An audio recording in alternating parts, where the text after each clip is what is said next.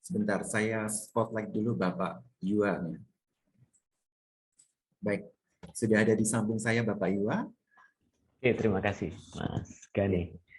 Sebentar, saya bacakan kurikulum vitae singkat dari Bapak Yua.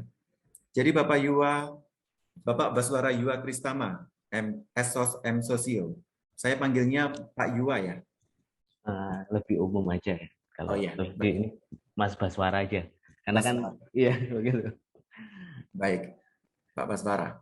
Lahir di Jombang pada 1 September 1985, menempuh pendidikan sarjana sosiologi di Universitas Brawijaya Malang dan magister sosiologi di Universitas Airlangga. Mengawali pekerjaan sebagai guru SMA di SMA Kristen Petra II Surabaya, kemudian melanjutkan bekerja sebagai peneliti di PGI. Saat ini menjadi program eksekutor di Lembaga Penelitian dan Pengabdian Masyarakat dan sebagai dosen prodi pariwisata di Universitas Ciputra. Sejak 2018 di Universitas Ciputra terlibat dari beberapa program pemberdayaan masyarakat dan riset. Yang pertama program Desa Melangkah Sidoarjo 2019 sampai 2020 bekerjasama dengan Jawa Pos, Koran dan Pemkab Sidoarjo.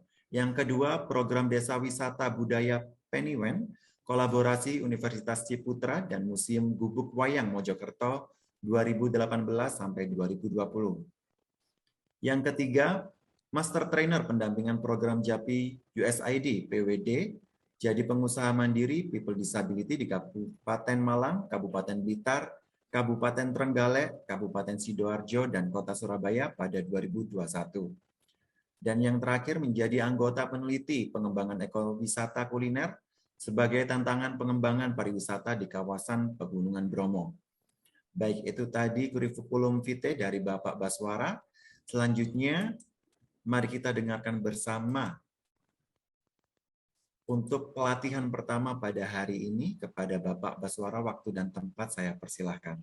Oke, terima kasih Mas Gani. Salam kenal. Selamat pagi teman-teman, rekan-rekan yang hadir dalam pelatihan inklusif digital entrepreneurship training for the blind. Jadi saya mengucapkan banyak terima kasih ya kepada Mas Tommy sebagai founder dari Aku Bisa. Ini merupakan kesempatan kedua saya bersama rekan-rekan disabilitas yang sebelumnya saya bersama USAID tentang Japri PWD. Jadi saya merasa bahwa kesempatan ini luar biasa ya. Jadi ada banyak rekan-rekan yang masih memiliki kemauan, motivasi untuk meningkatkan kapasitas dirinya melalui banyak pelatihan. Saya mengucapkan terima kasih untuk Tommy ya. Begitu Mas Tommy. Ini saya boleh share screen ya Mas Gani? Bisa Pak. Oke. Kita santai-santai karena kita saling belajar ya. Ini terlihat ya Mas Gani ya? Saya terlihat ya? Oke.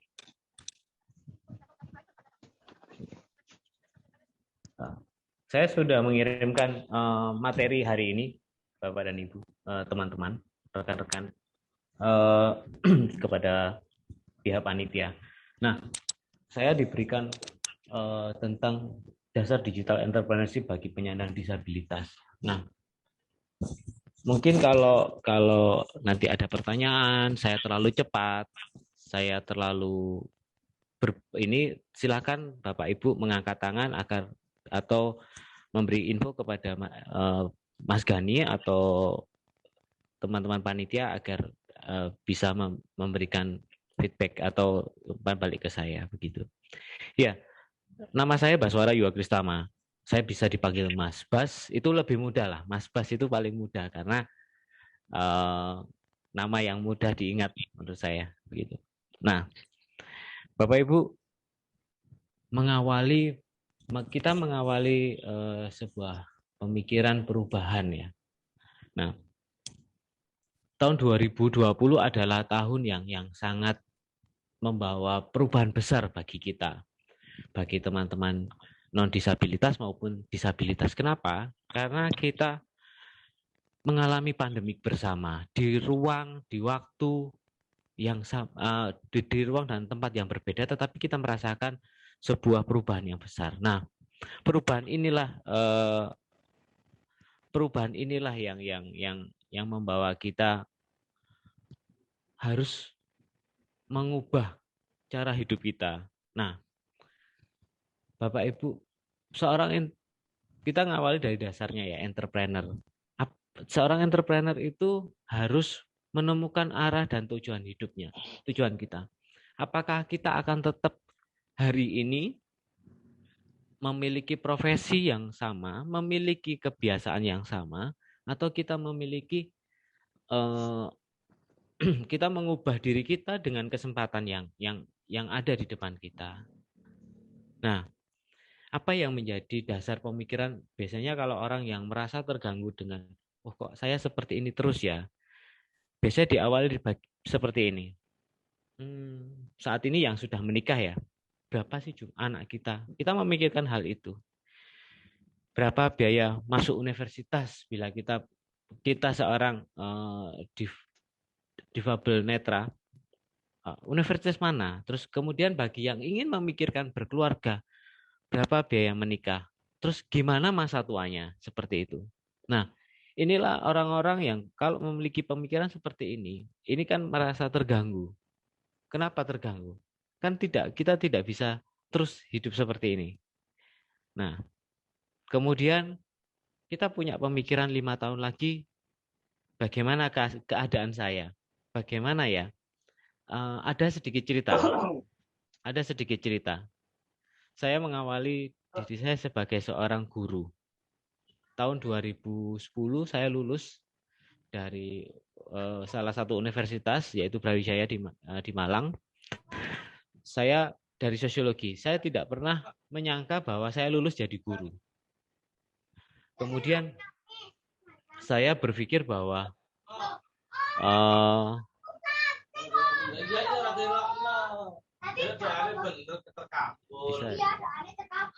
bisa dibantu mute, Mas Gani? Ya, sebentar, Pak. Sudah ya? Mungkin kepencet mungkin. Sudah ya Mas Gani ya? Iya. Kemudian saya kuliah menjalani proses perkuliahan 5 tahun. Menjadi seorang mahasiswa yang tidak pernah berpikir bahwa saya lulus menjadi apa. Saya berpikir bahwa lulus saya ingin cita-cita sebagai seorang jurnalis masuk di dalam media. Tetapi ketika saya dihadapkan bahwa, loh, saya kok tidak jadi jurnalis ya. Saya malah dihadapkan sebagai seorang guru. Di kampus saya tidak diajari bagaimana menyiapkan sebuah materi untuk anak-anak sekolah SMA. Saya tidak diajari bagaimana membuat rancangan pembelajaran dalam kelas. Saya tidak diajari bagaimana membuat sebuah tindakan di dalam kelas, membawa materi di dalam kelas. Nah, itu berubah. 5 tahun ya saya pikir saya seorang jurnalis, akhirnya saya berubah. Saya menjadi seorang guru. Saya menghadapi murid. Saya menghadapi anak-anak dengan lonjakan-lonjakan masa mudanya. Anak-anak yang sedang mencari identitas dirinya. Nah, kemudian di sini saya merubah diri saya. Oh, saya harus jadi guru yang baik. Saya hanya menjadi guru yang baik, yaitu bisa mengajarkan materi, mereka memahami yang saya sampaikan, kemudian mereka bisa mengerti dan bisa menyelesaikan tugas maupun ujian sehingga mereka bisa naik kelas. Itu awal pemikiran saya. Nah, saya kemudian berpikir bahwa, oh, jadi guru kita harus memberikan nilai lebih kepada mereka. Kenapa? Saya harus menanamkan nilai moralitas kepada anak-anak saya supaya mereka menjadi siswa yang baik, mereka menjadi siswa yang bertanggung jawab, begitu. Nah, Bapak Ibu, kita mengarah lagi lebih detail lagi bagaimana seorang entrepreneur itu dimulai. Bapak Ibu masih teman-teman masih banyak yang menggunakan Gojek kan, fasilitas Gojek ya, atau pernah menggunakan aplikasi Bukalapak. Nggak apa-apa, ini bisa dibuka ya Mas Gani, atau bagaimana responnya nanti saya dibantu.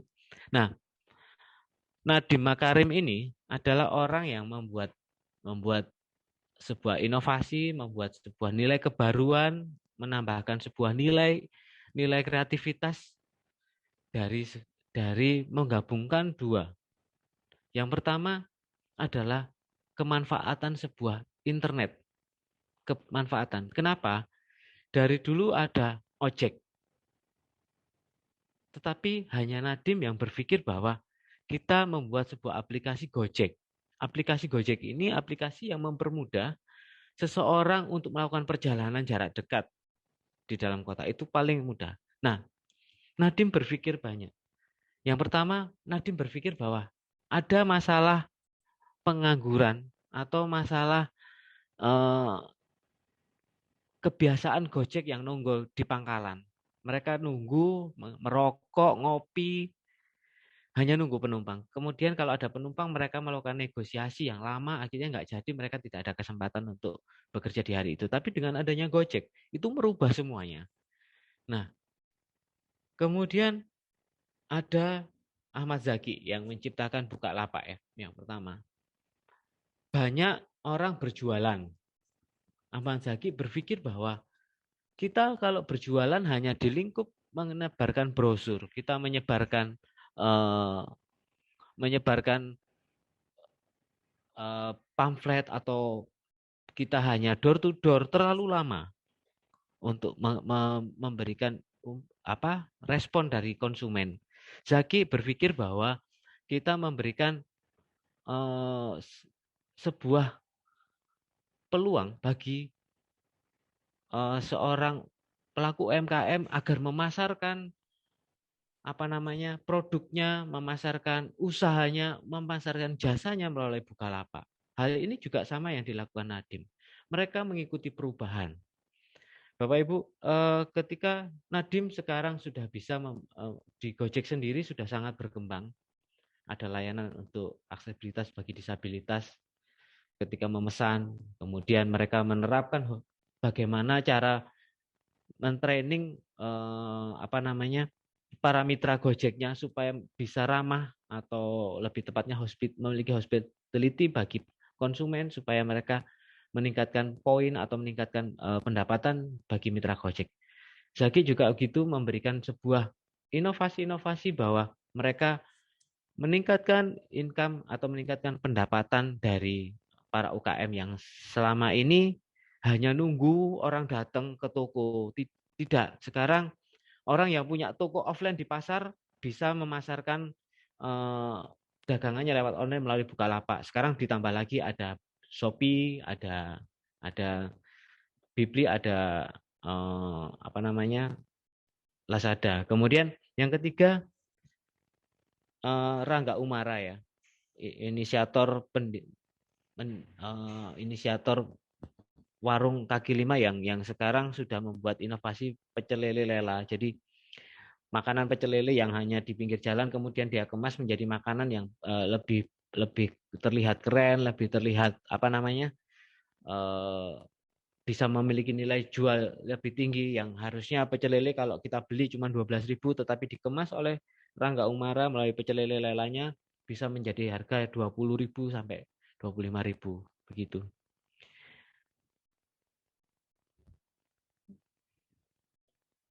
Nah, teman-teman, ini adalah satu kata-kata yang disampaikan Pak Ciputra, karena kebetulan saya ada di Universitas Ciputra. Ini di pojok bawah adalah gambar Pak Ci. Pak Ci memiliki selalu memberikan nasihat. Salah satu nasihatnya yang dijadikan quote adalah berpikir dan bertindaklah kreatif dan memanfaatkan kesempatan yang ada. Itu yang selalu disampaikan Pak Ci ketika kami menjadi pegawai baru atau menjadi karyawan baru.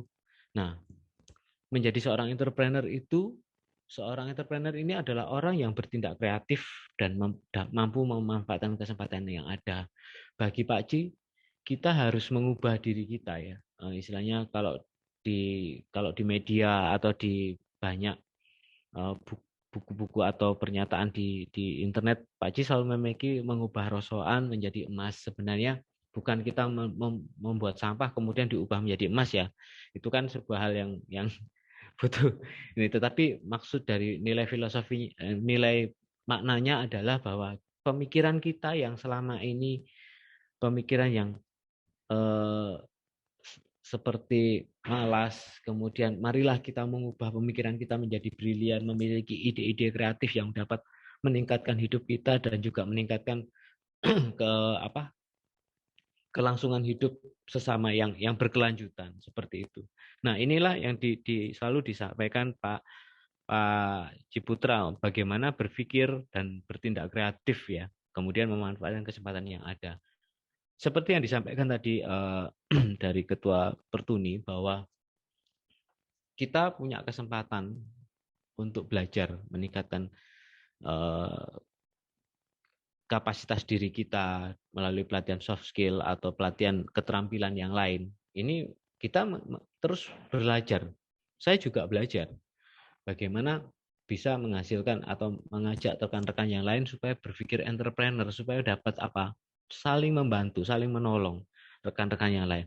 Ketika kita memiliki kemampuan seperti ini, kita menyebarkan istilahnya menjadi influencer ya. Kita menyebarkan virus, istilahnya virus ya bagus saya. Maksudnya virus kebaikan ini supaya apa? Teman-teman yang lain bisa tertolong dan lebih mandiri. Begitu.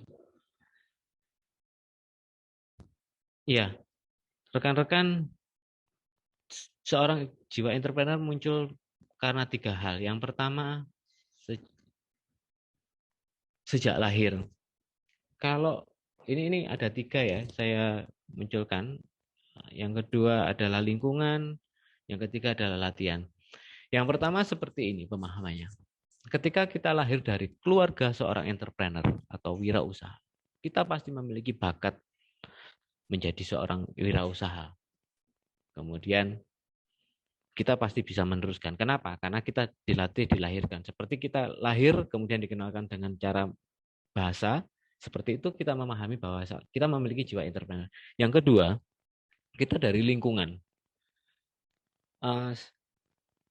Kayak seperti kita bekerja kita bekerja dengan lingkungan orang-orang yang memiliki jiwa entrepreneur. Inilah yang istilahnya akan memberikan kita menjadi kebiasaan berpikir kreatif, kita berpikir untuk hal baru, berpikir hal rasional, berpikir hal-hal yang inovatif. Itu yang muncul. Misal kalau di tempat kami di Ciputra, setiap satu kesempatan, setiap satu semester kita selalu bikinlah sebuah inovasi bagaimana anak-anak memiliki usaha kecil, entah apapun itu, entah usaha jasa maupun produk, begitu. Yang ketiga adalah latihan. Bapak Ibu, teman-teman yang hadir di sini, ini adalah salah satu Bapak Ibu mengasah entrepreneurship. Karena Bapak Ibu apa? Datang mengikuti pelatihan. Dari satu pelatihan ke pelatihan yang lain, dari satu workshop ke workshop yang lain, dari satu pengembangan diri ke pengembangan diri yang lain, sehingga akhirnya memunculkan bahwa oh saya bisa ya, seperti tadi motonya, saya bisa, saya mampu, itu yang muncul. Oke, mungkin sebelum saya lanjutkan ya, sebelum saya lanjutkan, ada yang ditanyakan atau kurang paham begitu, Mas Gani atau Mas Tommy, mungkin saya dibantu. Apakah ada ini dari teman-teman begitu? Ya, baik kepada peserta, apakah untuk materi saat ini ada yang ditanyakan untuk Pak Baswara? Jika ada, bisa raise hand. Nanti kami akan buka video mute-nya. Silakan teman-teman, enggak apa-apa. Kita kan saling belajar nih. Ada yang ditanyakan? Atau mungkin dari Mas Tommy, ada yang ditanyakan Mas Tommy? Atau ya ada. Lanjut Mas. Oh iya, baik, saya lanjutkan ya.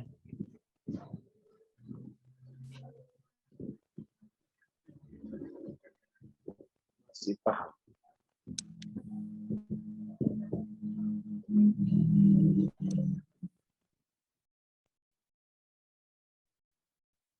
Ya, kalau seorang entrepreneur di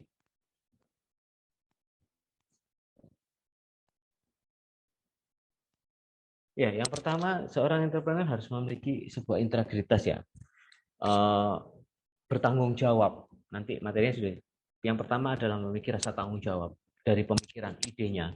Jadi kita berpikir bahwa oh, apakah ide kita, apakah perilaku kita menjadi seorang wirausaha itu yang pertama adalah nilai tanggung jawab.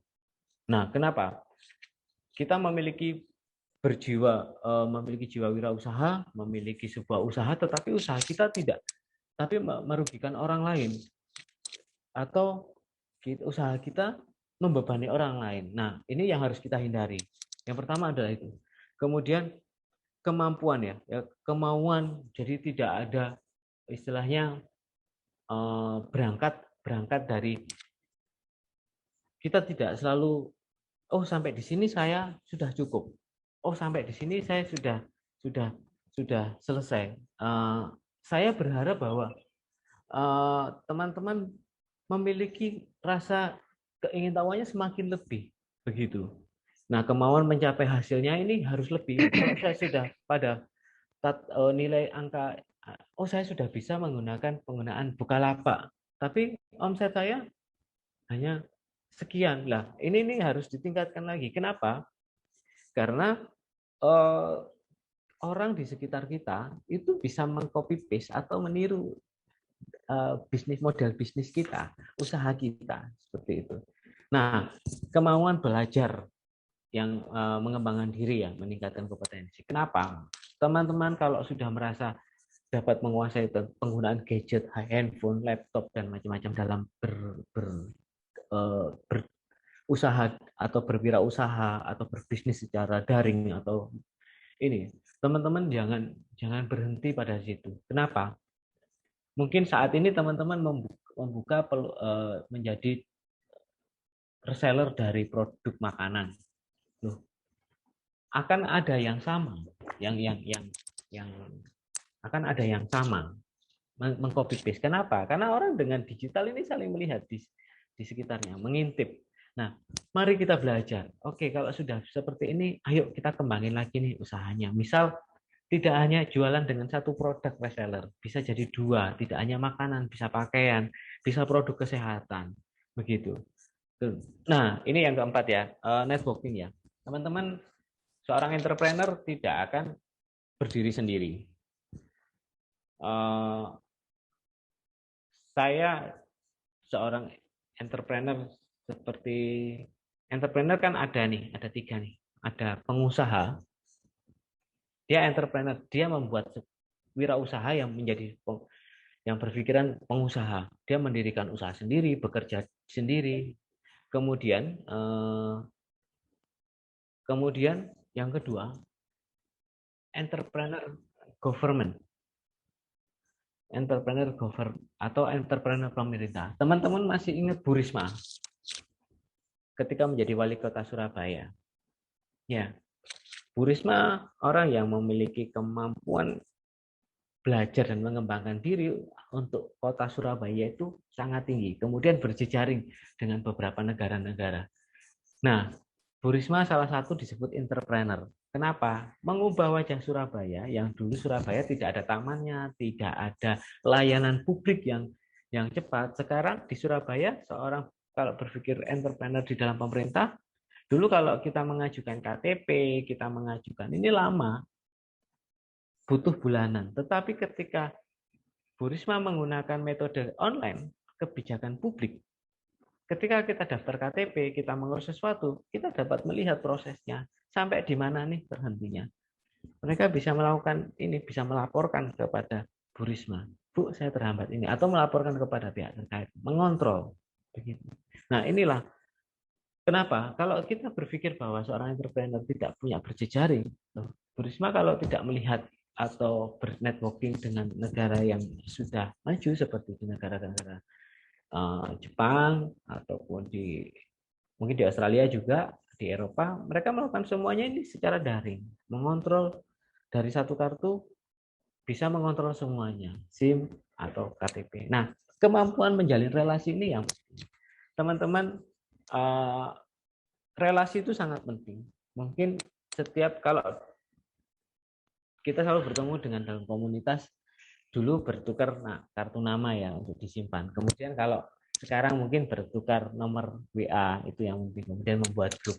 Disinilah muncul ini namanya networking. Ketika kita membuat usaha, misal teman-teman punya usaha batik, teman-teman, wah, saya punya batik nih dari Jogja, kemudian ini harus saya kirim ke Malaysia.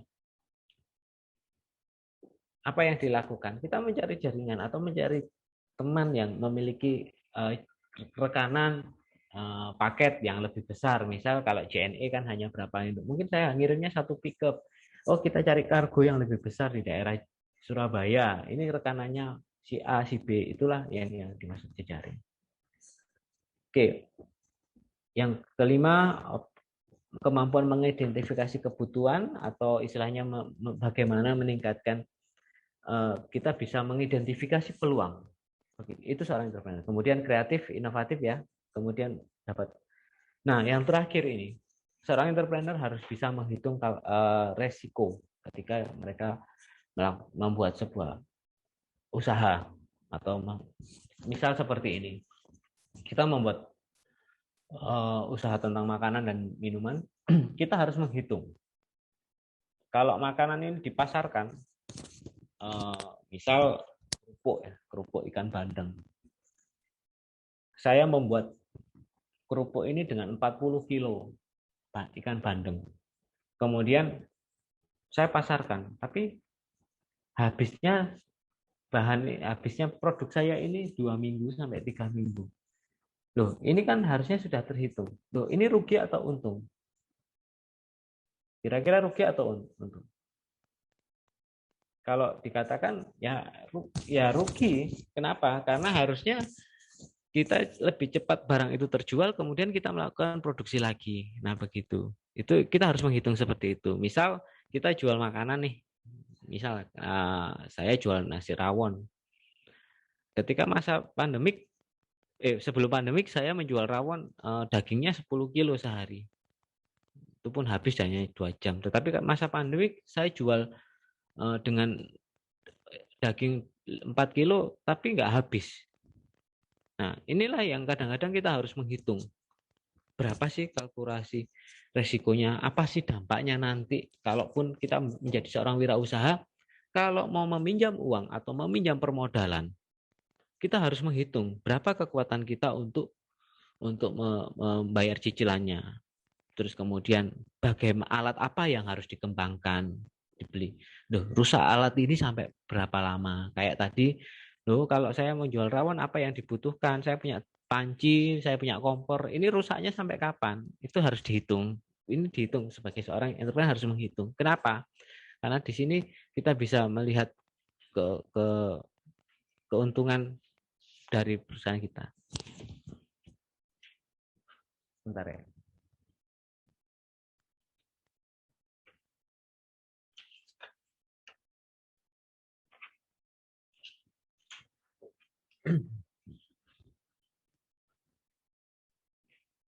Nah, teman-teman, kita memulai seorang entrepreneur itu siapa sih yang menjadi pendorong yang sangat kuat dan mengapa kita hidup dan harus meraih sesuatu? Kira-kira ini pertanyaan buat teman-teman ya.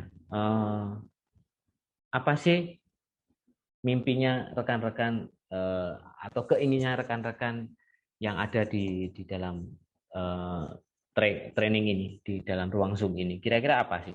Bisa ini. Bisa satu atau 2 orang aja. Monggo Mas Gani bisa dibantu untuk ini. Mungkin mereka mau apa sih mimpinya teman-teman? Begitu. Ya, mungkin perwakilan dari peserta bisa menyampaikan pendapatnya tentang harapan yang ingin dicapai dari pelatihan ini.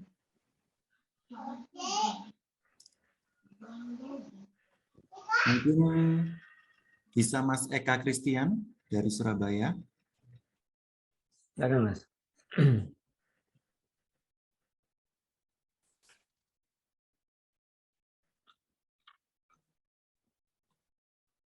Mas Eka. Selamat pagi. Pagi. Oh ya, Fadila. Iya, Saya boleh ya. Oh, silakan, Mas. Silakan. Ini tadi ditanya harapan apa sih hasil dari pelatihan ini, apa yang diharapkan gitu ya, kurang lebih ya. Halo? Halo. Iya. Iya, Mas. Pertanyaannya Silakan. gitu kan ya? Kurang Iya, lebih. betul ya. Apa yang menjadi harapan saya mendorong Mas untuk ikut dalam pelatihan ini begitu? Kalau harapan saya sih sebenarnya bukan, yaitu untuk ya salah satunya membuka peluang lah untuk teman-teman disabilitas juga, terutama dalam masalah pekerjaan gitu. Karena apa yang saya rasakan kan saya dari Bogor ya. Yes. Untuk di daerah saya memang untuk sekarang pemerintah udah banyak kesempatan-kesempatan kerja, cuman di daerah saya masih banyak teman-teman disabilitas, khususnya disabilitas netra, yang memang jenjang pendidikannya belum sampai SMA, belum sampai kuliah, bahkan masih banyak yang nggak sekolah gitu. Jadi saya pengen membuka suatu usaha yang bisa merekrut mereka juga gitu. Itu sih cita-cita harapan saya. Iya, Mas. Jadi istilahnya ingin mengentaskan rekan-rekan ya. Istilahnya mengajak rekan-rekan supaya mereka lebih bisa berdaya lagi, mereka bisa mandiri ya. Betul ya, Mas? Betul ya, Mas? Iya. Iya. Tadi saya lihat ada Mas Farul. Iya, itu lagi Mas Farul. Ya, silakan Mas Farul.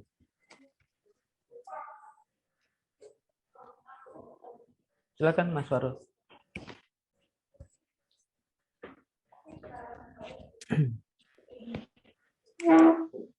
Ya. Salam kenal ya. Salam kenal ya Mas Farul ya. Iya, maaf tadi ada handphone masuk jadi Iya. minta tolong isi saya dulu tadi di reject yang tadi Mas. Jadi kalau saya perkenalkan diri dulu, izin, nama saya Farul, saya dari Tangerang, Banten. Kalau harapan saya, jujur saya tadinya mata saya awas ya. Maaf dari telepon masuk. Tadi maaf terganggu lagi. Jadi sebelumnya mata saya awas, cuman sejak 2016 saya tervonis mengidap retinitis pigmentosa dan secara signifikan saya sudah low vision ya sekarang, mungkin hampir sama dengan Pak Tommy ya. Sudah low vision parah, mungkin sampai bawah 10% kali kalau saya. Jadi harapan saya untuk ikut ADI ini, karena saya kan ibaratnya kondisi waktu itu panik lah ya, dari awas jadi low vision, bahkan mungkin udah lebih dari low vision ya. Itu kondisi panik manajemen, saya nggak ngerti mau apa, mau bagaimana. Tadinya saya bekerja atau saya keluar, terus coba usaha-usaha yang lain, tapi ternyata kondisi mata saya semakin memburuk. Dan ujung-ujungnya sekarang sejak tahun lalu ya, justru kalau pandemi bagi saya agak membantu malah. Karena saya memulai jadi dropshipper dan lumayan jadi banyak orderan ya, karena orang-orang jadi pada online, nggak ada yang offline lagi. Jadi bantu bagi saya, jadi bawa berkah nih bagi saya kalau untuk pandemi. Sudah mulai bangkit dan jadinya karena saya tidak ada pengetahuan sama sekali tentang digital marketing, semua serba otodidak, saya belajar apa adanya. Saya sebenarnya ikut beberapa training terkait digital marketing, tapi itu sebenarnya untuk orang pada umumnya ya, untuk orang normal. Jadi di situ di materi banyak video, banyak gambar-gambar yang saya tidak bisa menangkapnya. Jadi ketika ada informasi terkait IDE ini untuk inklusif, disitulah maka saya tertarik, wah ini jangan-jangan yang benar-benar saya butuhkan. Karena kan saya bergerak dengan tidak teratur lah ya, tidak ada pijakan, tidak ada dasar, tidak ada arahan. Makanya saya berharap dengan ikut IDE ini, saya jadi punya arahan yang jelas, step-stepnya lebih jelas, bagaimana membangun bisnis dari awal, apalagi dengan kondisi seperti saya kan mulai dengan tidak ada modal ya, saya hanya dropshipper aja. Cuma kan kita dropshipper kan harga kita jadi tidak kompetitif ya. Iya, betul. Karena ditentukan ya.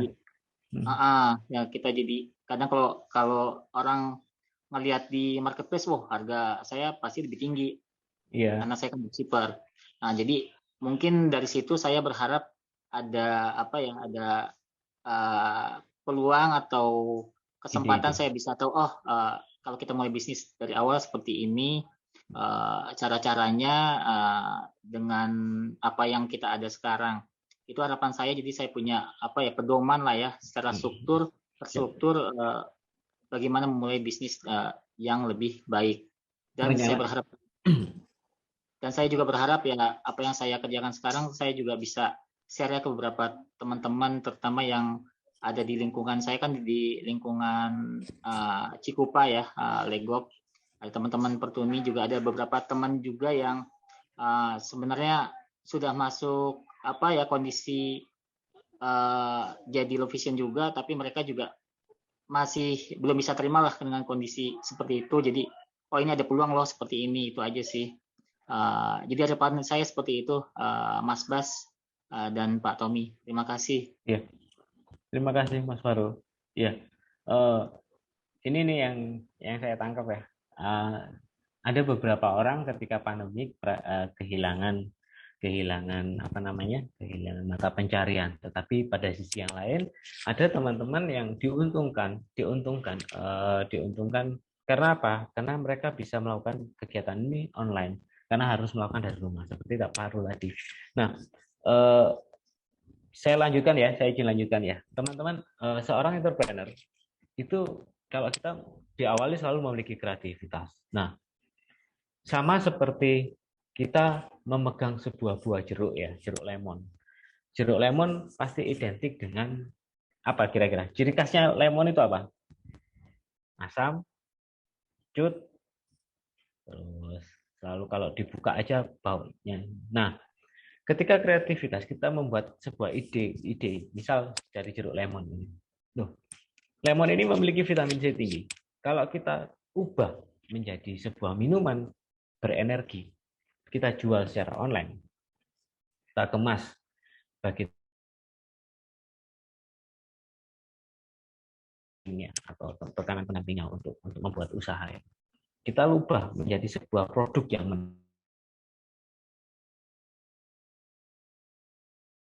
sari jeruknya bisa menjadi masker, vitamin C-nya tinggi, bisa dipakai lotion untuk ini, untuk kesehatan kulit.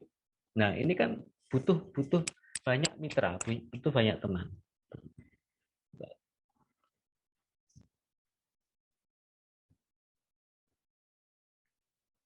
Ya, teman-teman.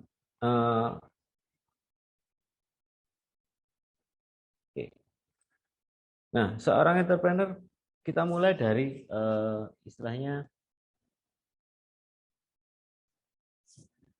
kalau kita melihat orang-orang saat ini dengan keadaan disabilitas ya. Tempoh hari saya juga begitu, bertemu dengan teman-teman dengan disabilitas di beberapa kota, memulai usahanya, memulai idenya itu ketika kami berdiskusi setelah selesai acara. Nah, teman-teman, kadang kalau kita melihat bahwa peluang itu, saya punya keterampilan apa ya, kemampuan apa ya, kita mulai menanyakan kepada diri kita. Saya punya kemampuan untuk memasak, saya punya kemampuan bernyanyi, saya punya kemampuan bermain piano, saya punya kemampuan bisa menjadi MC, nah, atau kemampuan menulis. Nah, saat ini orang di dalam tren digital, yang ngetren apa? Podcast di YouTube, bercerita, membuat sebuah kemasan acara atau kemasan. Nah, saya masih ingat ya, saya masih ingat sekali ketika saya di Trenggalek, ada salah satu teman diva disabilitas netra juga hadir dalam pelatihan kami. Ketika saya tanya pekerjaannya apa, saya lupa. Mas Topik ini kalau nggak salah menjadi soundman. soundman dalam sebuah kayak misalnya apa ya, soundman sebuah sound, istilahnya kalau bahasa daerahnya itu sound sistemnya, operator sound system di sebuah acara. Loh, Mas, saya tanya, saya punya kemampuan, saya bisa mengoperasikan alat-alat ini, Pak. Loh, enggak takut kesetrum? Enggak, begitu. Nah, kemudian saya cek ketika saya kembali ke hotel, saya cek di YouTube. Enggak taunya Mas Topik ini punya channel YouTube. Kenapa? Dia punya kemampuan suaranya bagus, bisa main apa? Elektron ya, organ ya, atau piano itu. Dia bisa nyanyi dangdut. Dan istrinya juga sama, disabilitas netra. Mereka berdua kolaborasi dalam sebuah video. Nah, kemudian saya kepingin apa ke depannya? Ya kayak saya ingin bisa orang tahu bahwa saya bisa masuk. Ya tetap saya dibantu, Pak, untuk ngupload di YouTube-nya. Saya tetap dibantu untuk ngediting videonya. Nah, mereka bekerja sama karena mereka bekerja sama dengan teman-teman rekan-rekan disabilitas, misal daksa, disabilitas yang lain, mereka dibantu. Nah, kemudian lihat, oke, kemudian bisa jadi kita mencari peluang itu lihat turunan produk ya, atau kemudian kita melihat namanya ATM, atau kita belajar dari masalah yang ada di sekitar kita, hobi dari kita. Kemudian kita kalau di internet, kemudian kadang kita berpikir mencari peluang itu membaca buku atau menulis. Kayak tadi Bu Arya bercerita bahwa akan ada kelas. Teman-teman menulis salah satu kekuatan di dalam kita memiliki soft skill ya. Kita bisa berbicara, berargumentasi, kita bisa memberikan menjadi speech yang baik karena kita membaca profil-profil orang sukses. Kenapa? Karena kita sudah mengamati bahwa ciri khas orang-orang ini. Oke. Nah, bagaimana kita bisa menciptakan? Seorang entrepreneur harus bisa menciptakan peluang. Yang pertama dari hobi, yang kedua ATM. ATM ini bukan mesin ATM ya. Nah, oke, kita bisa berangkat ya dari ide. Misal kita punya hobi memasak ya, di gambar. Ya, kita punya hobi. Istilahnya apa sih hobi saya? Memasak. Mungkin bagi teman-teman, saya memasak, tapi saya memang tidak bisa. Saya netra, tapi saya bisa memasak. Kenapa? Karena saya memiliki indera perasa yang tajam. Saya bisa, misal, saya bisa merasakan masakan. Akhirnya memiliki usaha apa? Membuat bumbu-bumbu masakan yang dijual secara online. Teman-teman bisa meminta bantuan pendamping yang lain atau rekan-rekan yang lain, bekerja sama dengan teman-teman yang lain. Kemudian, misal beternak. Teman-teman punya hobi, diawali dari hobi ini menjadi pekerjaan. Saya punya hobi memasak. Tapi pada usia ini 36 ini nggak taunya gula darah saya naik. Agak tidak stabil. Karena saya terlalu banyak makan karbohidrat ya. Akhirnya saya ikut membaca, saya akhirnya dapat sebuah info kalau di daerah Pasuruan, terutama di Bromo, itu orang-orang di Bromo mengganti nasi, atau mereka punya makanan pokok namanya jagung putih, atau yang disebut aron. Nah, saya berhasil mengendalikan gula darah saya, karena saya dianggap keracunan, itu dari sebuah makanan yang diolah aron. Nah, ini saya kembangkan menjadi makanan pendampingnya. Saya tetap bisa makan ayam, saya bisa makan sayur, tapi saya mengganti nasinya dengan aron. Nah, aron ini yang akhirnya saya meminta bantuan. Saya mencoba bekerja sama dengan orang-orang di daerah Pasuruan itu, membuatkan semua produk aron untuk saya awalnya. Tetapi saya bisa pasarkan. Kenapa? Aron ini baik bagi mereka yang menyandang diabetes, mereka yang sedang mengalami sakit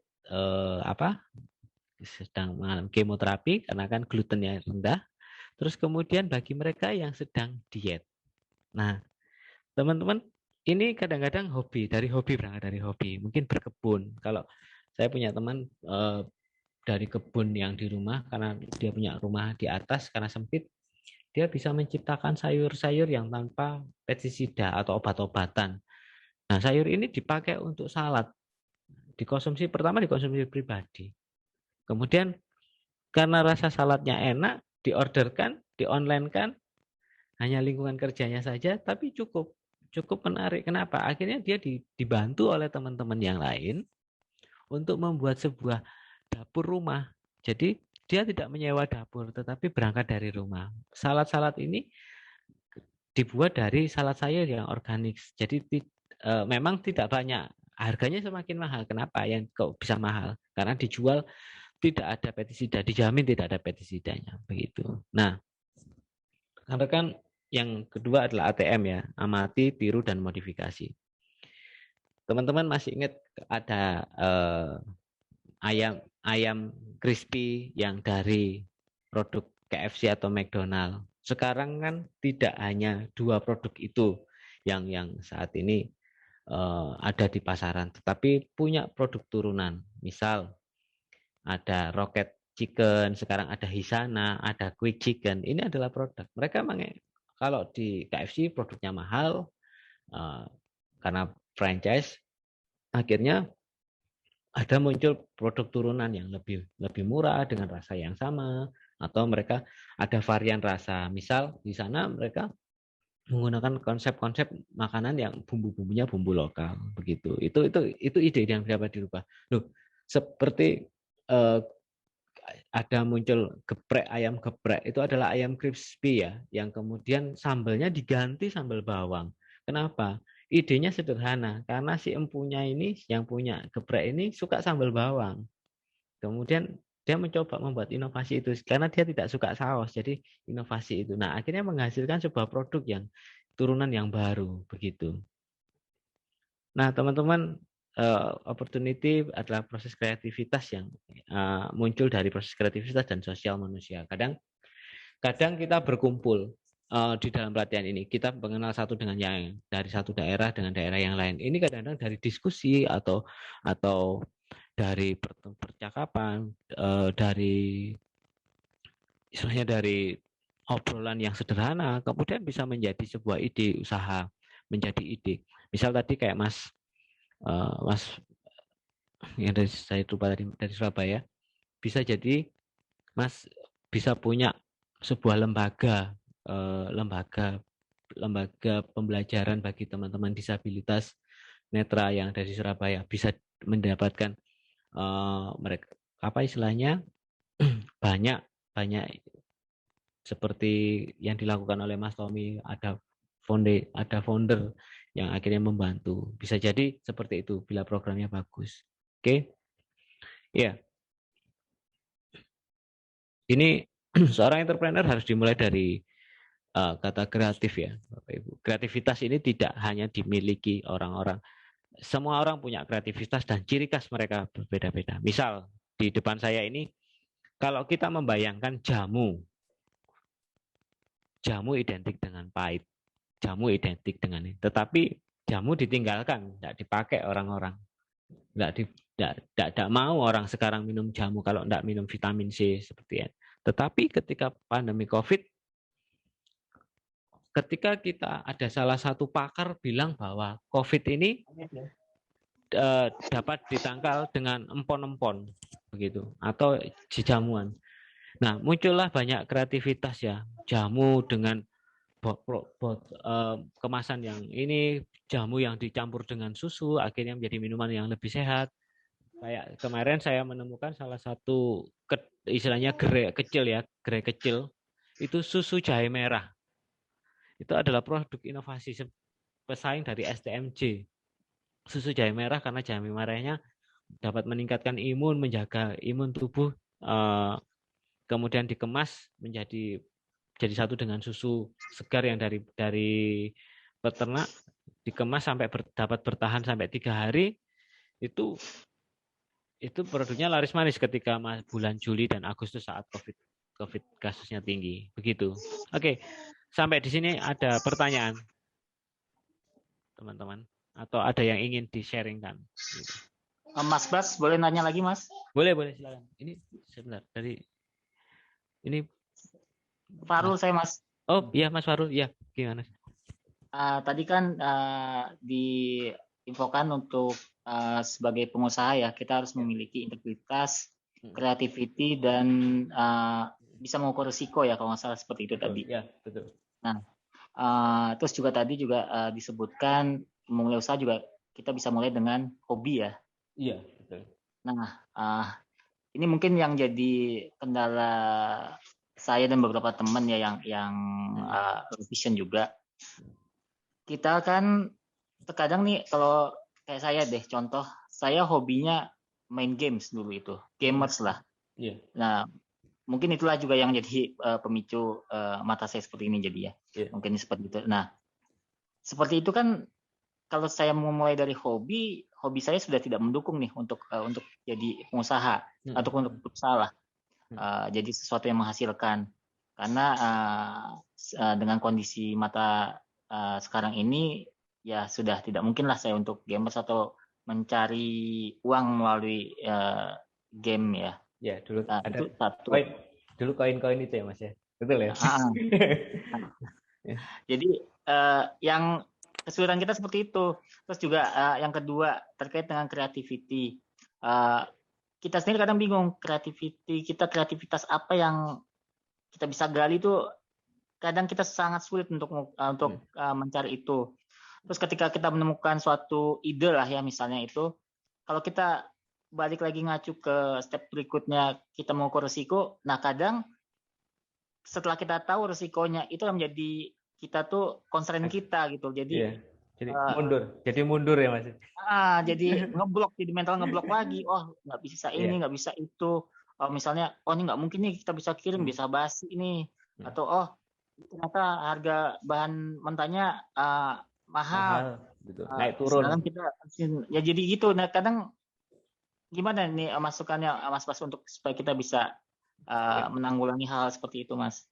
Ya, terima kasih. Saya jawab dari hobi ya Mas ya. Kalau memang secara fisik kita memang sekarang terbatas ya, karena dulu Mas Farul adalah seorang gamer. Kenapa tidak? Mungkin kalau diganti seperti saya cerita tadi Mas, kita membuat podcast atau tutorial Mas. Tutorial Mas Farul bagaimana sih kita bisa menangkan games, bagaimana ini, tapi dengan suara, kekuatan dengan suara. Dan itu direkam, misal dengan handphone, teknologinya dengan handphone. Kan Mas Farul masih punya, dulu ketika menjadi pelaku game itu, kan masih memiliki istilahnya kalau bahasanya apa, trik ya, tips and trick bagaimana kita dapat memenangkan atau melakukan apa istilahnya, apa namanya, game-game ya, pelaku game, tips dan trik kita bermain game online. Tetapi Mas Farul kan hanya memberikan tipsnya, dan itu divideokan Mas, bisa ditaruh di YouTube, di di beberapa channel, istilahnya kayak ini, itu bisa dijadikan seperti itu kalau hobi ya, karena dari hobi ya. Kemudian begini Mas, memang ada satu trik ya, kita menghitung calculate bisnis. Nah, kita mau mulai usaha misal kayak kita memang berusaha membuat kue pia. Kan kadang-kadang kita melihat bahan bakunya naik turun karena isi dari pia itu adalah kacang hijau. Nah, apakah ketika harga kacang hijau naik, apakah harus menghentikan produksinya? Tidak, Mas. Betul kan? Ya. Apa yang dilakukan? Kita mencoba bereksperimen. Misal, pia Kang Farul berbagai macam varian rasa. Ada yang isi nanas, ada yang isi selai kacang biasa, kacang tanah, atau mungkin dari kacang hitam. Nah, dalam membuat produk ini, kita lihat manakah produk yang menjadi ciri khas dari produk Mas Farul. Misal, pia kan kalau di Jogja selalu kacang hijau. Tapi kenapa Mas Farul tidak membuat kacang hijau karena sudah memikir kacang hijau naik turun nih Mas. Tapi yang selalu ada, selalu setiap ini adalah kacang, harganya stabil. Misal seperti itu ya contohnya. Kita kuatin, mungkin kita kuatin bukan pada varian rasanya sehingga mengemas ini, tapi bagaimana rasa dari kulit pianya, kue pia itu. Jadi bukan isinya tetapi pada kulitnya. Jadi ketika orang gigit, oh pianya Kang Farul yang dari Jawa Barat nih, ini punya ciri khas crunchy atau renyah lah. Ini khas oleh-oleh, misal seperti itu. Nah, maka itu akan dihitung. Nanti di kedua ya Mas, di sesi kedua nanti ada teman dari ini bagaimana akan membantu bagaimana sih membuat ide, menata, membuat usaha itu dari apa dulu. Begitu.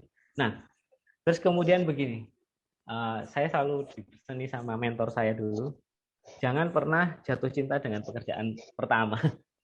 Makanya ketika saya dulu jadi guru, kemudian saya beralih pekerjaan lagi atau usaha lagi, ya saya dulu pengen menjadi seorang fotografer, tetapi tidak taunya malah jadi tukang masak di rumah. Dan itu hobi yang saya mulai begitu. Nah, bisa jadi seperti itu, Mas. Kita memang punya satu ide varian seperti makanan tadi. Kayak tadi saya ceritakan pia, tetapi dengan aneka macam rasa ini dapat menyiasati bahwa ide-ide kreativitasnya. Saya bisa jadi seperti ini. Varian inilah yang menjadi kekuatan. Seperti kalau teman-teman tahu di Dunkin Donut atau di produk donat sekarang, kalau dulu kan hanya identik donat diberikan mentega dicelupkan oleh Mrs. Coklat. Tetapi saat ini donat di banyak varian rasa. Misal donat isi, donatnya bulat tapi isi daging ayam. Daging ayam adalah inovasi dari isian dari lemper ayam. Nah, itu yang bisa menjadi inovasi seperti itu. Begitu. Kalau saya seperti itu, karena kalau memang terus kemudian begini,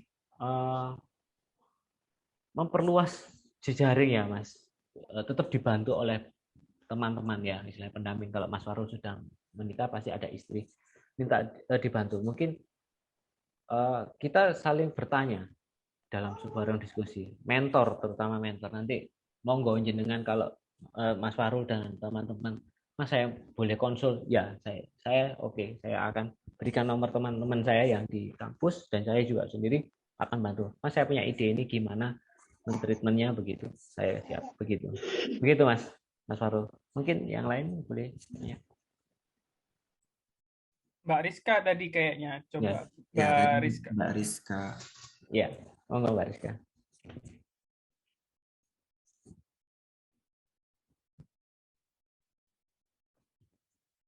Silakan Mbak Rizka. Iya, suara saya sudah terdengar. Sangat jelas Mbak Rizka. Silakan. Ya. Oke. Jadi saya punya beberapa pertanyaan sebetulnya, tapi hari ini saya mau utarakan satu saja. Tadi kan dicontohkan sama Mas Bas itu tentang bagaimana caranya kita berinovasi untuk membuat sebuah produk, misalnya makanan, minuman, ataupun obat-obatan herbal. Pertanyaan saya, bagaimana jika layanan kita adalah jasa, misalkan contoh disabilitas netral punya banyak usaha, yaitu bergerak dalam bidang klinik penyegaran misalkan. Nah, terapis ya Mbak ya? Ya, terapis. Nah, jadi bagaimana cara teman-teman untuk berinovasi di bidang itu, dan bagaimana caranya bisa membuat sebuah promosi paling tidak di Instagram, dan bagaimana caranya mengelola akun Instagram profesional supaya kita juga bisa terpublish di masyarakat luas, bahwa disabilitas netra juga bisa mengaplikasikan platform promosi yang sebetulnya itu banyak sekali digandrungi oleh sebagian orang. Terima kasih, mungkin hanya itu. Ya, boleh saya jawab ya, langsung ya. Ini yang kemarin saya sempat bahas dengan Mas Tommy ya, tentang terapis. Saya menyebutnya lebih senang terapis ya. saya berharap ada tim ya, tim yang bisa membantu ya dari teman-teman disabilitas netra tentang ini supaya ini menjadi sebuah publis atau semua orang bisa ini. Jadi teman-teman ketika berbicara jasa, teman-teman ini kan punya kepakaran ya, kepakaran dalam bidang terapis. Misal kayak saya, apakah teman-teman bisa punya kekuatan di manakah teman-teman? Misal saya bisa tentang kesehatan bagi mereka terapis yang istilahnya sedang sakit, kayak saya kejepit gitu ya, apa ya Mas Tommy, kejepit sarafnya kejepit, tapi ada terapis untuk relaksasi bagi mereka yang sempat jatuh dan macam-macam. Teman-teman, kalau Instagram kekuatannya adalah pada foto. Saya berharap ada nanti di hari kedua ada pendamping yang akan membantu membuat foto.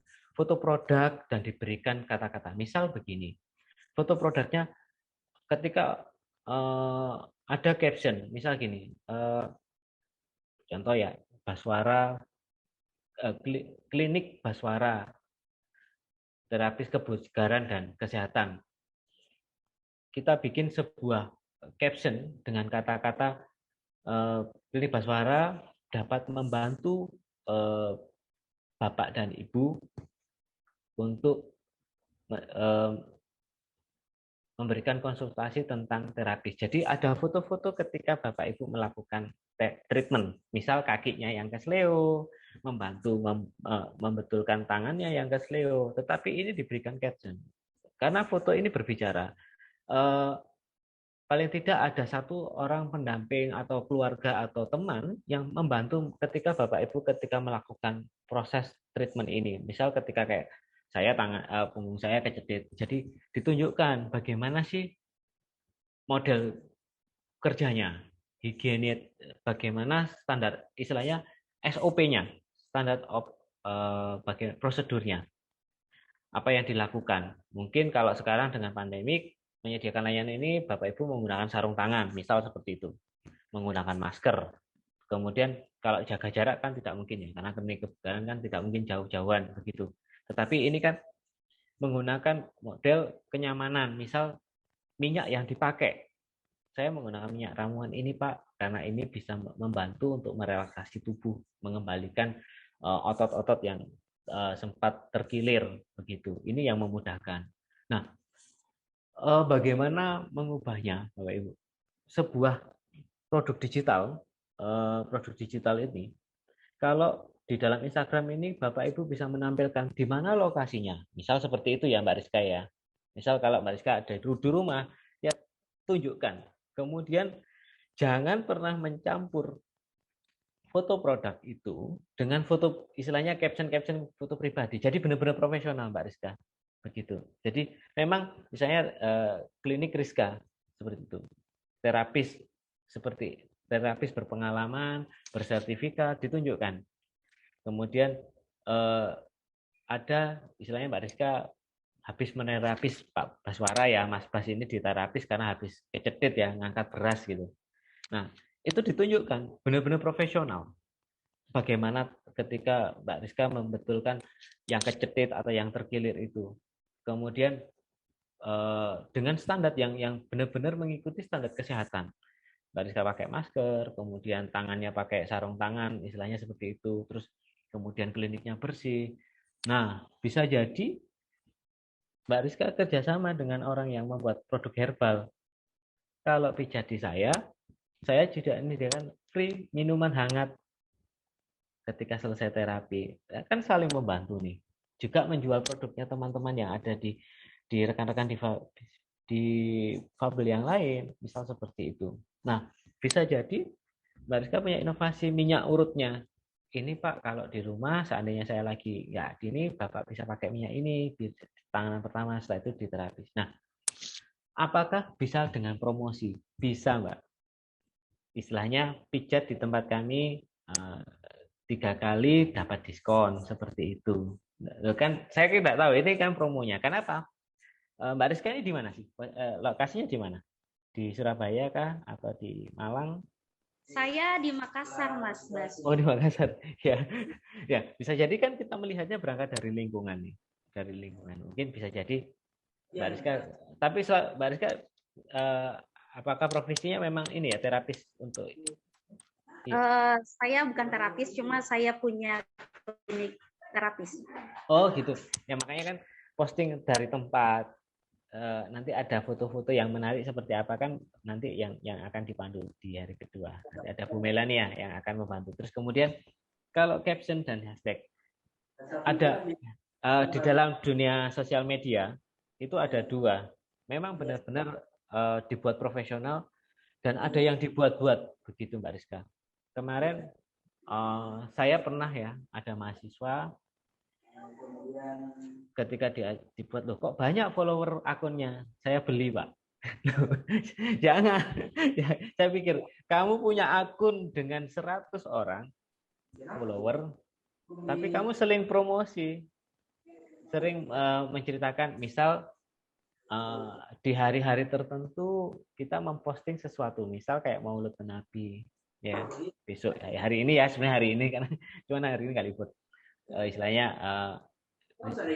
klinik Rizka mengucapkan selamat merayakan Maulid Nabi bagi umat Islam ini. Itu salah satu. Jadi ada kehidupan terus, ada rutinitas kontinu yang disampaikan. Kemudian nanti misal promo akhir Oktober nih terapis di tempat kami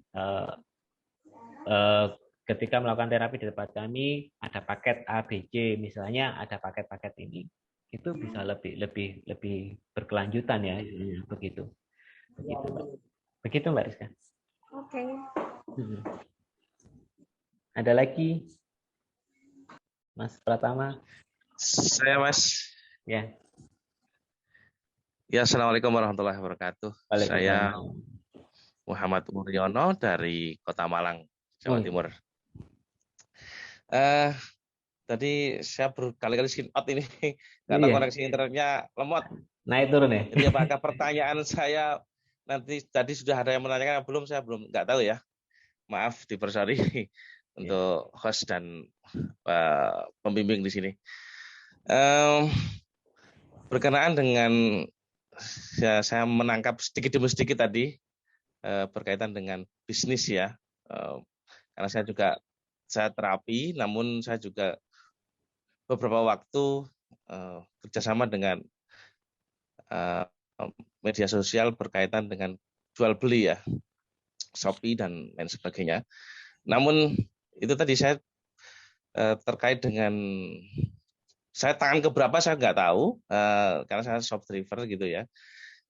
Jadi kalau saya jual nanti di bawah itu nilainya bisa ada yang lebih bawah lagi, padahal saya sudah di bawah. Nah, makanya untuk menciptakan, kalau kita punya modal ya, Mas ya, tolong kita diajari. Kalau ini ada yang sudah tanya, ya mohon dimaafkan ya, terputus-putus internet saya.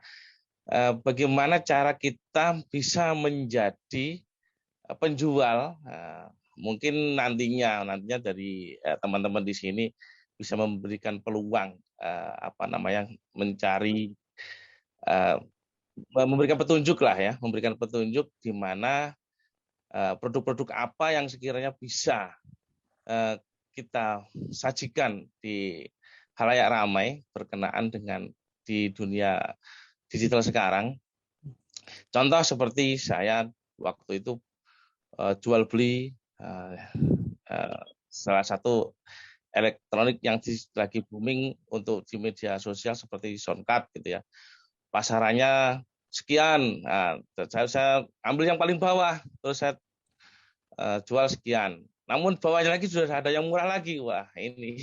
Jadi pernah beberapa kali untung, namun akhirnya saya berhenti karena terkendala dengan mungkin ada yang lebih murah lagi gitu. Jadi saya nggak mampu. Makanya di sini saya masih bingung untuk mencari peluang-peluang yang sekiranya bisa saya jadikan tambahan di sumber daya kehidupan saya dan keluarga. Begitu Mas. Terima kasih. Mas Yono kesehariannya berarti di apa? Terapis. Oh, terapis. Mas. Ya. Iya. Mas selama ini kalau di online Sebagai soft delivery, artinya saya elektronik ya. mengesup dari Shopee, terus Ya. dari Lazada gitu. Elektronik ya, Mas. Iya, elektronik macam-macam. Ada Iya. yang pesen ini saya ambilkan dari situ, nanti saya kirim sesuai dengan alamat gitu. Alhamdulillah yang waktu itu follower saya juga lumayan. Terus akhirnya banyak yang murah-murah jadi saya jatuh. Akhirnya Gitu. karena sudah diintip ya Mas sama pesaingnya kan. Ya Gitu. mungkin seperti itu. Iya. Jadi kalau saya gini, makanya kan ketika kita tadi saya bilang ketika kita sudah banyak yang ikuti ya, karena Mas karena sudah ngawali dan itu kelihatannya untungnya besar, akhirnya tren itu akan dikejar Mas. Jadi makanya saya bilang kalau dalam bisnis online shop deliver ini paling tidak ada beberapa produk Mas. Masalahnya seperti itu. Misal Mas kan selama ini mungkin di rumah ya kayak makanan kering, kue kering ya. Kue kering jajanan anak yang menjadi kebutuhan sehari-hari itu adalah jajanan anak Mas. Jajanan anak. Misal bahasanya apa sih? Ciki ya kalau orang Malang bilang itu. Ciki ya, ciki. Nah, snack anak inilah yang istilahnya memang keuntungannya sangat kecil, tetapi kalau kita jualnya kan kalau elektronik kan kita jualnya jutaan ya. Ini jutaan aja ada satu soundcard aja udah mahal ya. Tapi kalau kita kalau gimana? Kalau kita mencoba jual makanan, kita jual misal snack anak gitu ya per kilo. Tetapi kan peminatnya makanan ini kan ribuan orang Mas, puluhan orang. Jadi kalau kita untungnya mungkin 2.000, tetapi kalau sehari kita mengumpulkan berapa kilo penjualan itu, bisa jadi akan keuntungannya bisa lebih banyak begitu. Jadi kayak makanan, misal kayak kerjasama dengan makanan Sidoarjo Mas, otak-otak, bandeng. Sekarang kan lagi ngetren nih di Sidoarjo, bandeng cabut duri Mas, begitu. Iya betul. Ya. Bisa jadi Mas, kita langsung belok nih Mas Yono, kita belok karena mungkin jenengan ada istri ya atau anak ya di rumah. Ya. Ini kita bikin bandeng asap yang bisa bertahan 3 hari. Nah istri mau inovasi. Yuk kita rubah nih makanan kita ikut dalam Shopee Food, ya kan? Sekarang Shopee Food kan yang ngetren. Ya, Shopee Food. Ya. Kita bikin sambal khas Malangan seperti itu. Kita rubah Mas. Memang kita harus cepat-cepat seorang kita kalau usaha itu ketika kita ditiru orang kita harus cepat-cepat mencari inovasinya. Kalau memang kita tidak bisa bertahan di situ, kita berubah. Kayak saya dulu ketika fotografi Mas. Saya fotografer manten tutup kan pandemik 2 tahun enggak ada order Mas. Satu pun tidak ada. Saya berubah jadi itu loh tadi makanan nasi aron itu loh Mas.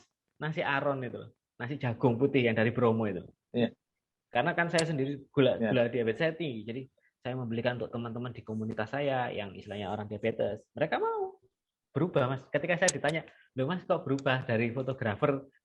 Loh iya, tapi demi kesehatan saya. Maksudnya saya kan tapi ini jadi pekerjaan. Akhirnya saya membuat ide tentang resep. Terus ya nasi aron itu Mas saya buat resep Mas. Akhirnya bakso tepung aron, bakso ini saya kombinasikan jadi seperti itu. Yang terakhir Mas, frozen food. Itu yang paling orang gemar untuk berbisnis. Kenapa? Kebutuhan makanan itu sangat tidak orang kalau mau berbisnis mau memesan makanan kan tidak nunggu besok Mas. Hari ini lapar gitu, ya makan. Kita pesan lewat Shopee Food gitu. Makanya saya sarankan kalau sudah banyak yang ikuti Mas dropshipper, mending berubah menjadi dropshipper makanan frozen food bisa. Kemudian bukan beralih profesi, tetap dalam ranah tentang online ya, online. Tapi bisa jadi kita berubah haluan pada bidangnya aja, Mamin begitu. Begitu Mas. Oke, terima kasih Mas. Terutama ini loh Mas, jenengan kalau punya rekanan ya Mas, misal ini loh model-model bekerja sama dengan orang-orang teman-teman disabilitas yang lain ya. Kalau di Malang banyak, saya sangat tahu teman-teman HWDI. Ya banyak teman-teman saya di Malang untuk yang lain banyak. Iya bisa. Saya belum pernah melakukan komunikasi secara intens Iya. berkenaan dengan ya ini kita Harapan. masih menjalin kerjasama ya. Mm-mm. Ikut entertainment juga di teman-teman disabilitas yang lain. Ya. Alhamdulillah kita sudah menjalin komunikasi, tapi belum melakukan kerjasama apapun ini masih. Gitu. Iya, betul. Makanya Masih kan berusaha melakukan pendekatan. Gitu. Iya. Saya berharap sih teman-teman disabilitas netra ini punya komunitas ya yang berbentuk nanti kayak paguyuban ya, asosiasi menjadi koperasi. Jadi nanti usahanya bisa jadi satu di situ. Seperti itu. Udah Mas, kita sudah punya koperasi, namun mantap ya. Iya. Tapi gagal total. Ya. Ya namanya usaha ya gitulah. Kadang naik turun ya. Iya, betul. Kalau kita takut gagal nggak usah usaha gitu aja. Iya, betul Mas. Paling tidak kalau bahasanya menghabiskan kegagalannya dulu.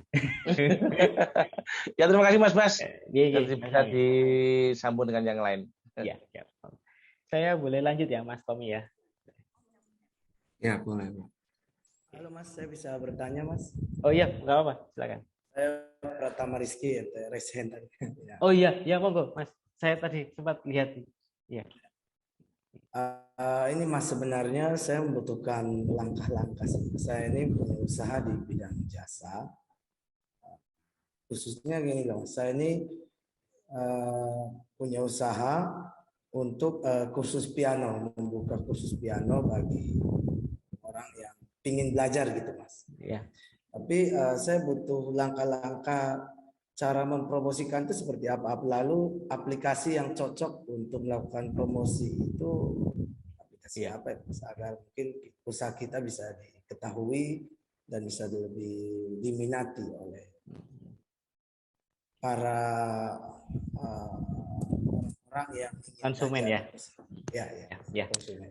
Mas, saya berharap mengawalinya adalah melalui yang paling mudah sebenarnya pengoperasian adalah Facebook ya, Facebook dan Instagram itu paling mudah.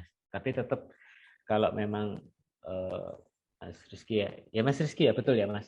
Ya benar. Mas Rizky tetap akan membutuhkan pendamping ya Mas ya. Tapi karena pendamping ini untuk membantu ketika di dalam sosial medianya atau e-commerce-nya ya atau marketplace-nya tadi ya. Mas membidik segmen lah. Maksudnya diawali dari membidik segmennya. Siapa yang akan diincar? Apakah anak-anak usia TK, ya, SD atau SMP? Nah, kalau SMA, saya merasa bahwa sebenarnya kalau ketika kita melihat memasarkan ini, kalau di Instagram mungkin bisa membuat misal saya misalnya saya kadang-kadang namanya apa, Studio Rizky gitu ya, dapat memberikan pelatihan tentang piano, istilahnya bagi anak-anak untuk meningkatkan kreativitas, meningkatkan orang bermain piano itu kan butuh sabar ya Mas, meningkatkan, membantu anak untuk menumbuh kembangkan kreativitas atau mungkin dapat memicu anak dalam belajar inovasi. Nah, produk ketika ini bagi terutama sampai jenengan istilahnya masih menyebutkan bahwa anak usia ini kalau belajar piano ya atau organ atau saya lupa organ atau organ ya atau piano ya, itu memiliki kemanfaatan apa? Disebutkan Mas di dalam sosial medianya. Bisa jadi ketika diposter di Instagram itu kemanfaatannya apa? Terus dengan punya satu kalau di IG itu 1 menit, jenengan melakukan demo atau direkam oleh teman ketika jenengan memainkan alat piano itu. Seperti itu ya. Misal terus kemudian jenengan bisa menampilkan dengan bermain musik alunan seperti ini dapat meningkatkan apa. Jadi piano seperti itu Mas promosinya. Kemudian begini Mas, paket promosinya. Belajar paket, saya tidak tahu apakah berbeda-beda ya anak dapat memahami belajar piano itu? Apakah kalau seusia SD itu kelas 1 sampai kelas 3 itu berapa lama sih Mas kalau belajar piano, berapa lama durasinya? Misalnya jenengan paket piano durasi pembelajaran 15 jam seperti ini. Terus kemudian kalau ambil paket ini dapat diskon begitu. Seperti itu Mas. Nanti kemudian jenengan tetap alat ditunjukkan alat. Apakah jenengan biasanya kalau memberikan pembelajaran ini dari rumah ke rumah atau punya di rumah? Maksudnya datang ke rumahnya murid atau jenengan anak-anak itu datang ke rumahnya Mas Rizky begitu? Kalau yang saya lakukan selama ini alatnya kebetulan ada di rumah, tapi saya juga sering ke rumah murid. Oh ya, diundang ya ke rumah orang tua ya. Ya, itu tadi. Misalnya kan kayak tadi kalau di rumah tetap diberikan istilahnya demo-demonya itu Mas, bagaimana. Jadi produk kalau dulu kalau foto atau gambar, ketika orang melakukan sebuah brosur itu kan gambar keseluruhan ya. Tetapi sekarang orang kalau membuat gambar itu menarik adalah gambar yang lebih kecil spesifik Mas. Misal alatnya dengan jarinya, terus kemudian foto-foto jenengan, foto-foto Mas Rizky ya ketika kontes di dalam Instagram itu, ketika Mas Rizky pernah menangkan apa, atau Mas Rizky pernah misal ya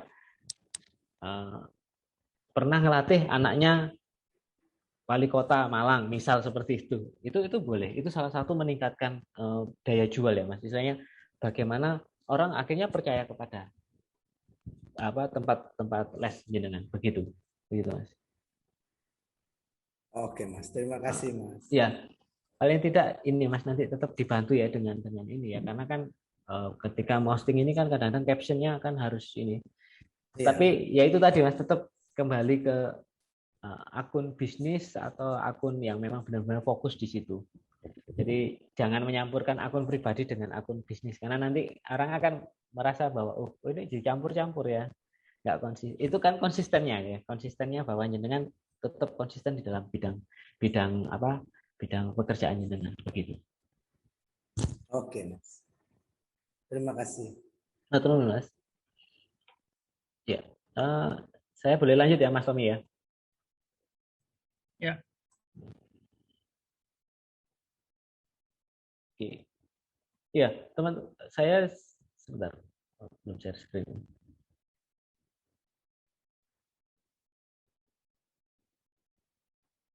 Iya, saya belajar.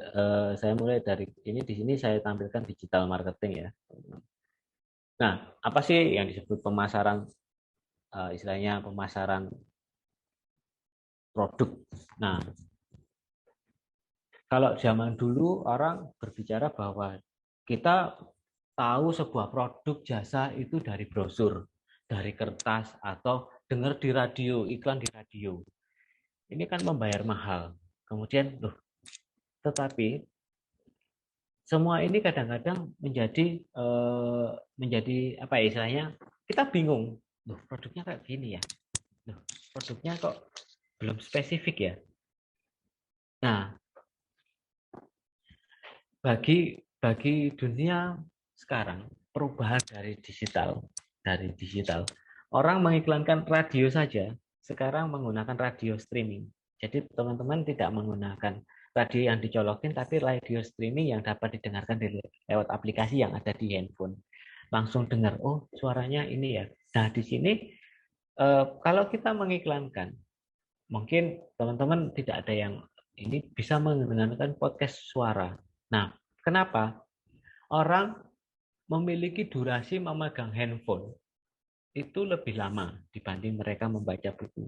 Misal di dalam WhatsApp atau di dalam ini mereka bermedia sosial. Misal teman-teman menggunakan akun bisnis di Instagram atau Facebook. Tadi kalau dulu misal ada iklan bagaimana kalau setiap ulang tahun kan ada dulu itu kalau ditempel-tempel baliho itu menyediakan badut untuk kegiatan ulang tahun atau kegiatan acara. Sekarang mereka menggunakan Instagram foto. Jadi ketika atraksi itu difoto. Ketika mereka sedang bermain dengan anak ulang tahun ini difoto, misal seperti itu. Kayak ini yang berbeda sekarang. Kenapa? Pemasaran melalui media sosial, baik Instagram, Gojek sekarang juga ada iklannya. Ini sangat sangat mudah, sangat enak gitu loh. Kenapa? Jangkauannya luas, jangkauannya sangat luas. Loh, saya waktu sebelum pandemi pernah menerima satu order foto. Foto ini ada di Bandung. Karena waktu itu saya ikut satu wedding organizer. Saya memotret mereka dengan konsep orangnya ada di danau, naik perahu, yang lagi mendayung seperti itu. Jadi saya buat konsepnya seperti konsep orang-orang nelayan. Padahal itu cuma di danau. Saya akhirnya diminta. Nah, ordernya di Jawa Barat. Saya tanya, loh, Bapak tahu dari mana? Saya pernah dapat Mas Bas ini ketika di tag. Jadi saya motret orang-orang itu di dalam sebuah danau, kemudian di tag mereka. Nah, WO-nya ini di-follow sama orang Bandung. Nah, kemudian akhirnya saya dihubungi seperti itu. Nah, makanya saya bilang, ketika media sosial e-commerce itu, kayak tadi banyak teman yang sudah mulai jadi dropshipper ya. Kadang-kadang memang bisnis online ini pesaingnya juga besar, sama. Karena lapaknya yang berpindah adalah lapaknya. Lapak yang dari tradisional menjadi lapak online.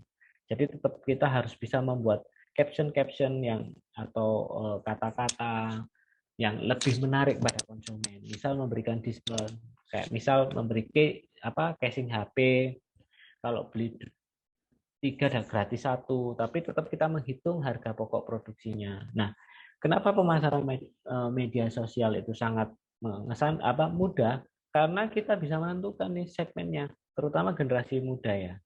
Terus kemudian kita bisa menata bahwa iklan sasarannya seperti apa. Tadi seperti makanan ya, kayak tadi Mas Yono ya, tadi kan dari elektronik kemudian dengan berubah menjadi segmen. Karena pesaingku banyak, saya tak pindah makanan dengan segmen tertentu. Misal anak-anak, ibu rumah tangga. Karena mereka adalah orang-orang yang selalu konsumtif. Begitu. Meskipun itu duit bapaknya. Kan gitu. Bapaknya, Pak, aku sudah terlanjur pesen seperti ini. Saya terlanjur pesen makanan ini. Makanan ini punya nilai gizi seperti ini loh, Pak. Kita harus beli. Nah, caption-caption seperti inilah yang menjadi penting, kuat. Penguatan inilah yang penting bagi teman-teman bila ingin berbisnis di e-commerce. Misal seperti ini.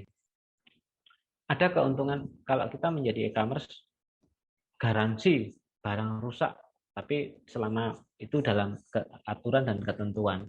Misal barangnya datang terus nggak sama, itu kan tetap kita pikirkan di dalam bisnis online. Apakah kita mengganti, mengeklaim, itu tetap menjadi kekuatan ratingnya. Nah, manfaat e-commerce ya saat ini ya, baik di Bukalapak, di Shopee, di Marketplace. Kalau Marketplace agak susah ya, karena Facebook itu tidak bisa menjamin. Tetapi kalau yang Shopee, Bukalapak, Lazada, ini adalah sebuah e-commerce yang memiliki ketentuan, karena masuk saja kita harus punya akun. Nah, kemudian dalam aktivitas jual beli, ketika ini ya ini tadi, kemudian memotong yang dulu kita harus jual beli harus ke pasar, namanya kita hanya duduk diam di rumah dapat melakukan aktivitas perdagangan. Kayak saya seperti ini duduk bersama jenengan, tapi seandainya saya punya e-commerce, ya saya masih bisa melakukan aktivitas. Kemudian memangkas biaya pemasaran. Iklan tidak perlu, karena kenapa? Kita sudah di-read sama mereka. Kemudian berkomunikasi dengan konsumen dan produsen. Kenapa? Kita ada fasilitas chat. Terus kemudian yang penting target marketnya sangat luas. Kemudian penyebaran informasi ya Bapak dan Ibu lebih mudah. Pembayaran. Nah, pembayaran ini kita bisa melakukan ini dan lebih aman. Kenapa? Karena sudah ada bank yang ditentukan atau akun yang ini bisa melakukan transaksi. Jadi lebih aman. Kita penjual juga mereka bayar dulu, terjamin oleh ada perantaranya, ya e-commerce-nya itu sebagai perantara penjamin. Kalau uang sudah masuk kan baru dikirim nih, sama seperti itu. Nah, penjual juga gitu, barangnya bagus, bergaransi, dapat bonus, ada benefit tambahan, akhirnya dapat. Seperti saya kalau beli sesuatu, oh ada benefitnya nih, kalau beli ini, beli power bank nanti dapat casing HP nih yang sesuai nih,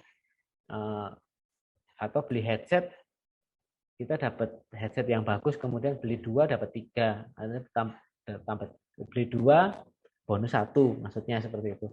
Nah, ini kan sudah mudah, cepat, dan kita bisa melakukan transaksinya dari rumah begitu. Ya.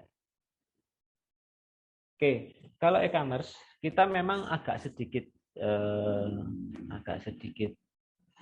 lelah ya, karena e-commerce sendiri lapaknya atau platformnya ini 24 jam tetap online. Tetapi kan teman-teman sendiri yang bisa memberikan jaminan. Misal nanti pemesanan terakhir pengiriman ada jam 12, ada yang jam 5 sore, ada yang jam 9 malam.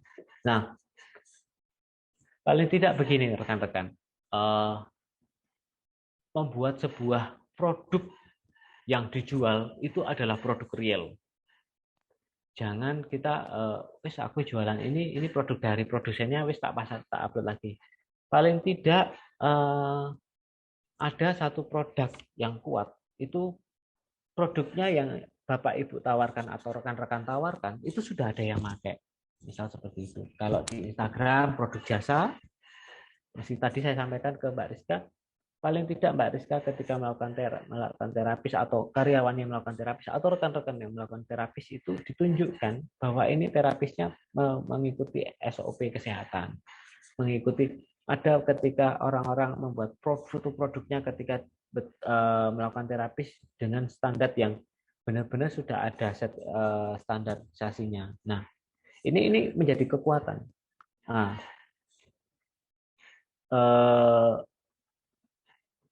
kalau kita menggunakan e-commerce, misal di Gojek memiliki layanan banyak macam ya, sampai istilahnya untuk kesehatan, kecantikan, GoGlam, ini adalah dilakukan dengan e-commerce ya. Jadi Gojek tidak hanya aplikasi ini, tapi sudah menjadi e-commerce yang kuat.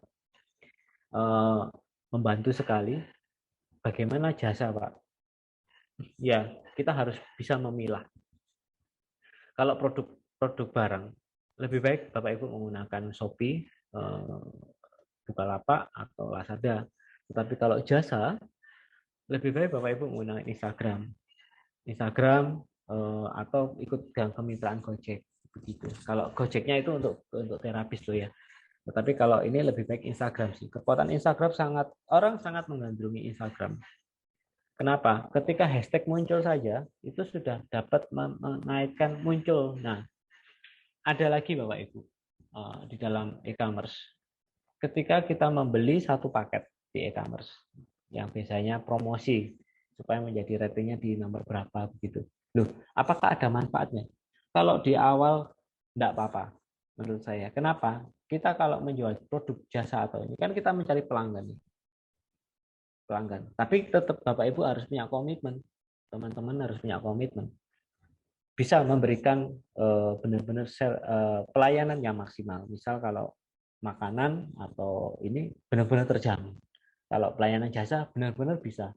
Jangan ketika kita sudah menggunakan promosi besar-besaran, tetapi Bapak Ibu kemampuannya sangat energi dirinya ya, sumber daya dirinya akhirnya terforsir dan akhirnya tidak bisa maksimal. Misal dapat order pelayanan jasa,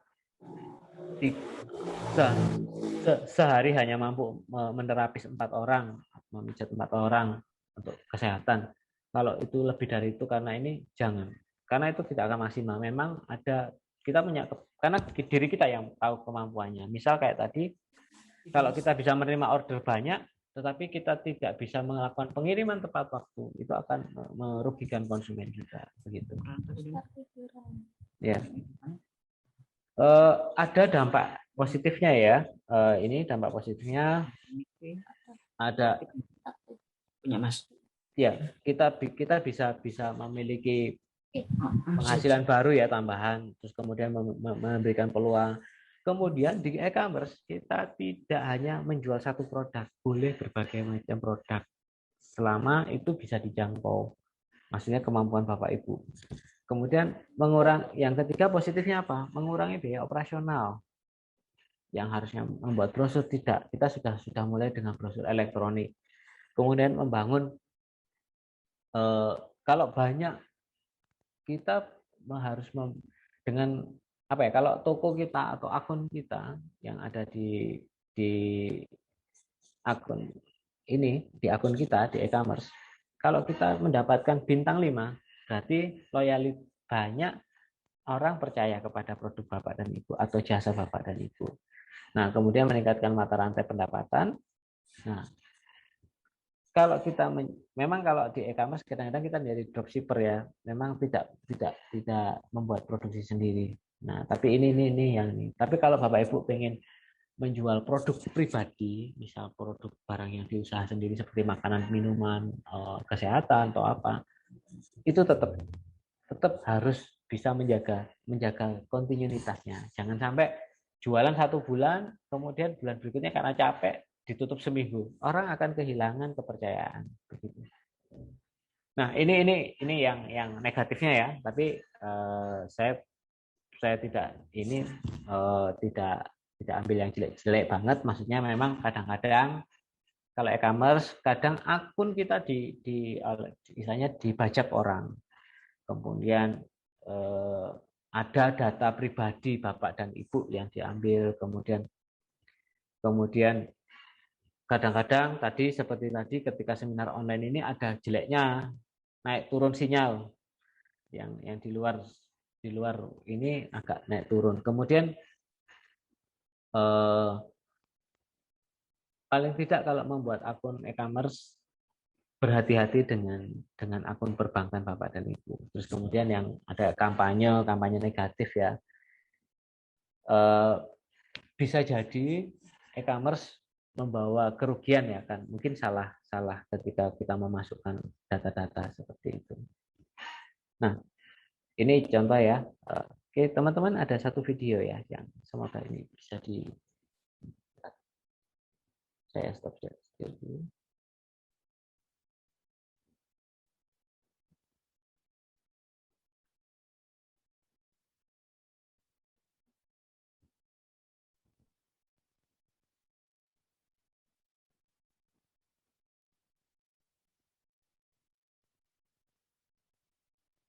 Halo teman-teman semua, saya sedang berada di Bekasi.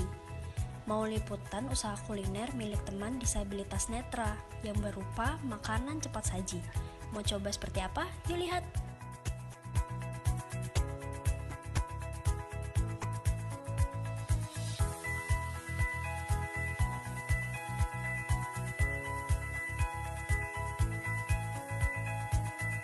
Jadi dengar suara saya ya, Mas Gani ya? Dengar, Pak. Nah, ini ada salah satu penyandang disabilitas netra, Bu Monica, mencoba usahanya. Halo teman-teman semua, lihat ini ada makanan cepat saji milik teman disabilitas netra yang telah saya sebut tadi. Penasaran? Yuk kita coba. Jadi dia menjual produk frozen food, teman-teman. Cocol dengan saus sambal. Nah, dalam pembuatan iklan konten ini, mereka enak. Ini terbuat dari teman-teman daging disabilitas ayam. Ini bekerja sama Jika dengan masih disabilitas. Panas, tentu rasanya lebih enak. Tuli ya. Gitu.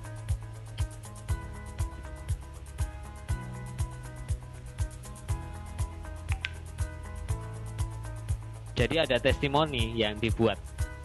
Saya suka rasa pedas, maka disambelin.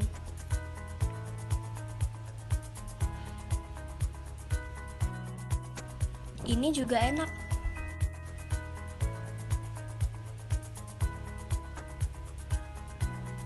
Nah, dia menjual berbagai produk ya.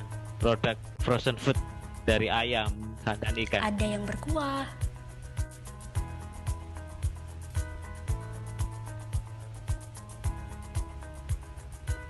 Oh, banyak bawang putihnya. Enak juga. Nah, ini diceritakan detail produknya.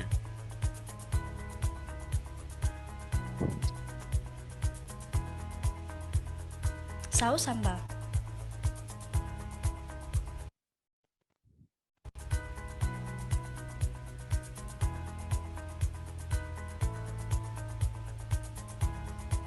Enak banget.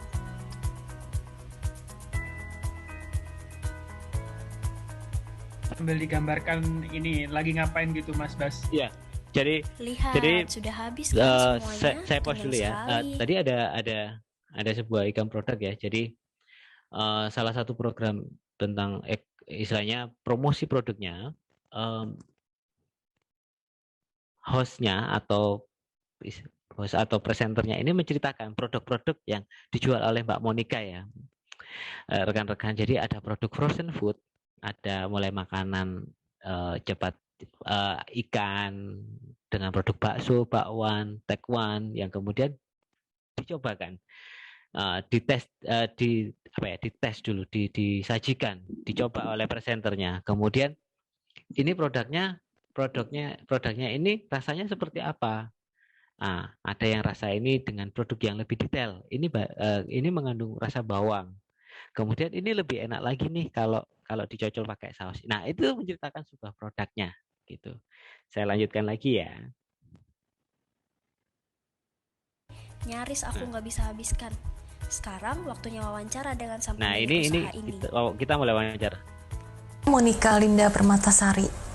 Saya seorang tunanetra, tapi nggak tunanetra dari lahir. Saya ketika berusia 7 tahun, saya bermain ayunan, saya mengalami kecelakaan, dan ada pendarahan di kepala saya, itu yang menyebabkan saya kehilangan penglihatan saya. Nah, dimulai sejak kapan? Sejak 5 tahun yang lalu. Bagaimana? Iya, mulai bangun bisnis ini kan ketika anak saya berusia 7 tahun, karena dulu memang saya suka berjualan gitu kan. Apa yang dijual di sini?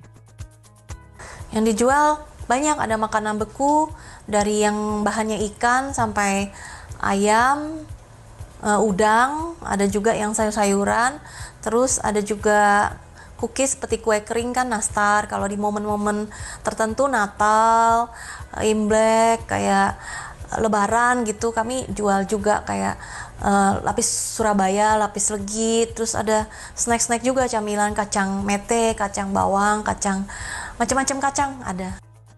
Apa yang menjadi hambatan gitu? Setiap usaha apapun, baik itu yang disabilitas maupun non disabilitas, pasti mengalami kendala ya gitu. Tergantung bagaimana kita menyikapi kendala yang ada gitu. Seperti misalnya pengiriman yang jauh di dalam packing pesanan gitu kan, saya kerjakan sendiri gitu ya. Nah, sekarang ya ada adik yang bantu saya gitu. Kalau biasanya saya kerjakan sendiri, saya packing sendiri. Kami kerjasama, ada temen yang tunadaksa namanya Uke, dia kerja di rumahnya bagian order Gojek. Nanti dia akan kabari saya. Seperti saat ini saya sedang menunggu ada ojek online untuk datang pick up. Nah, ini dia punya planning untuk buka toko, nggak ada rencana, tapi mungkin untuk buka resto. Disabilitas, jadi bukan tunanetra saja.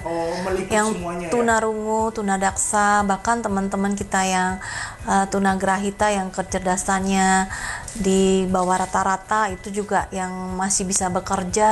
Pekerjanya itu adalah teman-teman disabilitas, sekitar mungkin 60-70%. Nah, tetap harus dibantu sama teman-teman yang non disabilitas gitu.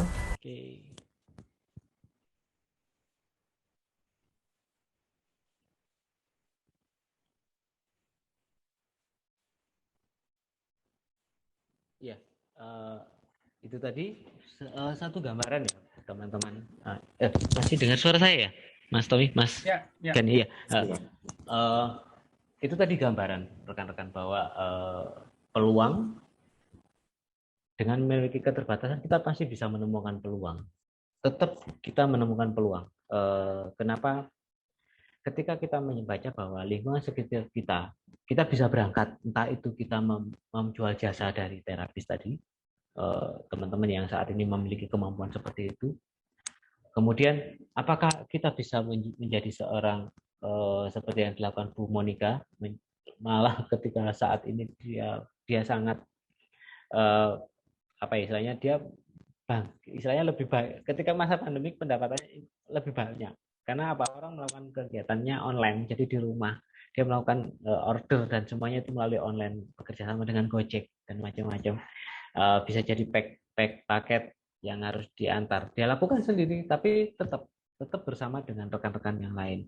Nah, tadi saya ketika di video itu saya juga kaget loh, kenapa kok tidak membuat toko, malah memiliki mimpi bahwa Bu Monica ingin membuat resto yang mempekerjakan. Nah, ini salah satu mindset yang dirubah. Ketika kita tidak hanya bekerja sendiri untuk mendapatkan penghasilan sendiri, tapi juga bekerja sama dengan orang lain, yang akhirnya kita bisa memberdayakan rekan-rekan yang lain, ikut membantu rekan-rekan yang lain, begitu. Nah, di slide terakhir ini Pak Ji memberikan sebuah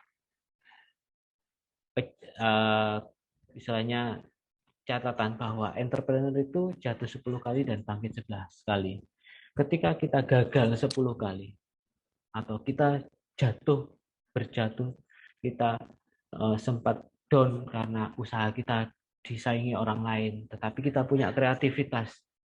Teman-teman, kita punya kreativitas, kita punya relasi, kita punya mentor. Teman-teman saat ini punya komunitas yang bisa diajak berdiskusi bersama. Pasti kita menemukan satu inovasi yang dapat membangkitkan diri kita untuk lebih berdaya, lebih mandiri, seperti itu. Teman-teman, saya berharap bahwa pelatihan hari pertama ini masih pembuka. Nanti ada yang kedua dan sampai beberapa yang akan dibantu oleh teman-teman. Dan terakhir nanti ada pelatihan yang akan diberikan bagaimana mengelola keuangan, begitu bagi teman-teman supaya tetap bisa memilah keuangan. Nah, ini masih warming up, masih pemanasan. Semoga teman-teman tidak bosan ya dalam pelatihan yang berseri ini.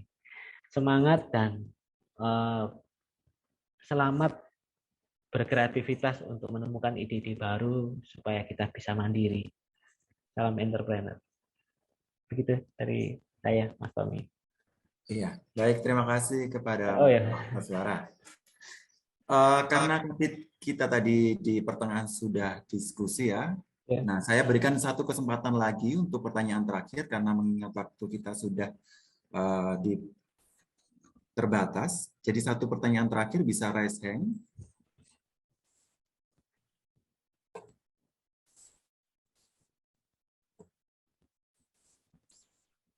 Iya, sama-sama. Mbak Titin, Christine, di chat. Ya, apakah ada yang ingin bertanya lagi? Mungkin Mas Tommy yang nanya saya. Sudah Mas, bagus banget sih. Saya berharap pemanasannya ini bisa menjadi penasaran, Mas. Saya berharap sekali. Kenapa? Karena nanti di hari kedua ada teman-teman dari, nanti saya mengajak teman-teman UC Makassar loh. Saya mengajak, saya benar-benar terchallenge ya dengan ini. Akhirnya saya mengajak Universitas Ciputra Makassar. Dari teman-teman Universitas Makassar. Jadi ini kolaborasi Mas, Universitas Ciputra Surabaya dan Makassar. Nanti di pertemuan ada yang Bu Yuyun itu sama Pak Erwin itu dari Makassar. Makanya mereka saya ceritakan seperti ini, ya tertantang juga. Siap. Ya, terima kasih banyak Mas. Saya manggilnya Mas juga jadi Mas Baswara nih. Ya, nah, umum saja biar tidak keliru nanti. Ya, baik, Pak Baswara, Mas Baswara ya. Oh, ini ada Bu Yuyun. Ini ada Bu Yuyun di sini, Mas. Oh, ini begitu. Selamat siang, Bu Yuyun. Bu Yuyun bisa apa? Selamat siang. Bu Yuyun bisa dibuka kameranya? Iya, ini Bu Yuyun. Selamat siang. Halo, selamat siang, Ibu. Mohon maaf, saya walaupun dinyalakan kamera, sebenarnya saya juga nggak kelihatan, Bu. Tapi insya Allah dari suaranya orangnya cantik ini kayaknya. Iya, Mas. Terima kasih, Mas. Iya. Terima kasih Ya. Bu Yun sudah nemeni saya sampai terakhir. Iya, terima kasih Bu Yun dan Mas Baswara. Mungkin saya jadi teringat satu quote dari teman ya. Saya pernah kemarin tuh sempat ikut pelatihan bahasa Inggris, Mas, kebetulan. Ya. Jadi saya merasa tetap bahasa Inggris saya kurang, jadi saya ikut satu pelatihan bahasa Inggris bersama teman-teman yang sepertinya bahasa Inggrisnya juga nggak terlalu bagus gitu, tapi saya nggak masalah. Dan di sana saya ketemu satu orang, ya. Jadi sesinya waktu itu conversation. Saya berbicara dengan satu orang, lawan bicara istilahnya ya. Beliau ini ASN gitu. ASN harusnya kalau kita lihat sekarang dengan semakin banyaknya orang yang ingin jadi pegawai negeri sipil ya atau ASN itu kan kelihatan ini ya apa enak soalnya karena pemikiran mereka jadi PNS itu enak gitu ya, aman gitu ya, ada dana pensiun dan segala macam. Tapi ternyata beliau tidak berpikir seperti itu. Jadi beliau berpikir saya ingin keluar dari ASN katanya.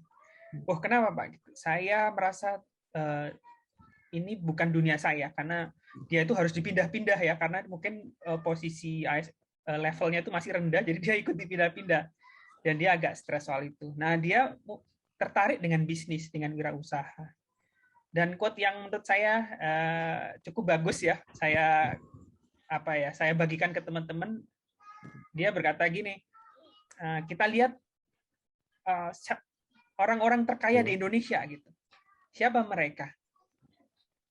Pekerjaan apa mereka yang jadi orang terkaya di Indonesia ya, nggak usah kita bilang dunia, nanti sama aja sebenarnya kita pakai konteks Indonesia kan. Ternyata semua adalah 10 orang terkaya di Indonesia itu adalah pengusaha ya, jadi wirausaha. Itu yang kemudian memacu saya untuk akhirnya saya juga ikut berpikir kayaknya saya harus mulai berpikir untuk berbisnis karena kalau anak milenial sekarang nih ya itu mereka sudah mulai berpikir tentang pensiun masa pensiun ya jadi tidak seperti orang dulu kan ya kita berpikir menyiapkan pensiun sejak sekarang. Menyiapkan pensiun dari sekarang betul Mas itu yang kita pingin nanti kita pensiun itu enak gitu, kita bisa berlibur, kita mau kemana itu ada duitnya dan itu bisa dihitung kan dari sekarang itu. Makanya saya ingin teman-teman juga punya pemikiran yang sama. Kita hari ini belajar tentang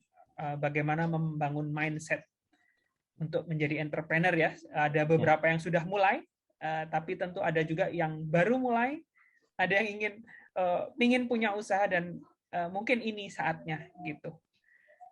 Saya jadi ingat salah satu kisah inspiratifnya teman-teman disabilitas Rungu, Mas Tuli ya. Mereka membuat kafe. Kafe itu kafe senyap. Jadi yang datang adalah teman-teman Rungu. Jadi saya tadi berpikir bahwa apakah kita rekan-rekan yang di Malang, di mana kita membuat sebuah itu. Nah, di sanalah bisa jadi kafe itu tempat diskusi, tempat memicu kita untuk membuat ide-ide itu. Berkumpulnya karena kalau kita berkumpul secara online memang agak susah, tetapi kalau kita berkumpul bersama menerapkan ide-ide saya pikir saya berharap ada sebuah kafe memang nanti ada teman-teman disabilitas di situ ketika pesan menu ada berbagai macam, ada yang huruf braille itu Mas saya tadi bayangkan ada huruf braille gitu saya bayangkan itu terus kemudian ada makanan-makanan yang sehat yang kayak tadi saya sendiri kan kena diabetes ya. Kan jadi saya berharap makan sehat yang bebas gluten gitu jadi, supaya orang-orang kita menciptakan sesuatu yang sehat dari pikiran, sehat dari fisik gitu loh walaupun kita bersama-sama gitu saya berharap itu sih Mas teman-teman dimulai dari itu bisa bekerja sama gitu saling bekerja sama memang gitu. Kita membangun komunitas ya iya betul. Ya, terima kasih banyak. Mungkin Gani, saya kembalikan ke Mas Gani. Ya, baik. Hadirin yang berbahagia semua, peserta, tentunya terima kasih saya ucapkan kepada Bapak Tommy selaku penyelenggara pelatihan ini dan narasumber pelatihan hari pertama kepada Pak Baswara. Karena memang hari ini adalah hari pertama, jadi materi hari ini adalah pemantik untuk pelatihan-pelatihan selanjutnya. Nah, teman-teman semua, kita akan bertemu di hari Kamis tanggal 21 Oktober di jam yang sama, dan di hari Kamis nantinya akan ada 3 pelatihan ya. Jadi dari pagi jam 8 sampai siang. Nah, sebelum saya tutup, saya mohon untuk mengaktifkan kameranya karena saya akan mengambil dokumentasi untuk pelatihan hari pertama ini. Ya, teman-teman dimohon untuk mengaktifkan kamera sebentar. Pin saya dicabut aja Mas Gani. Oh iya.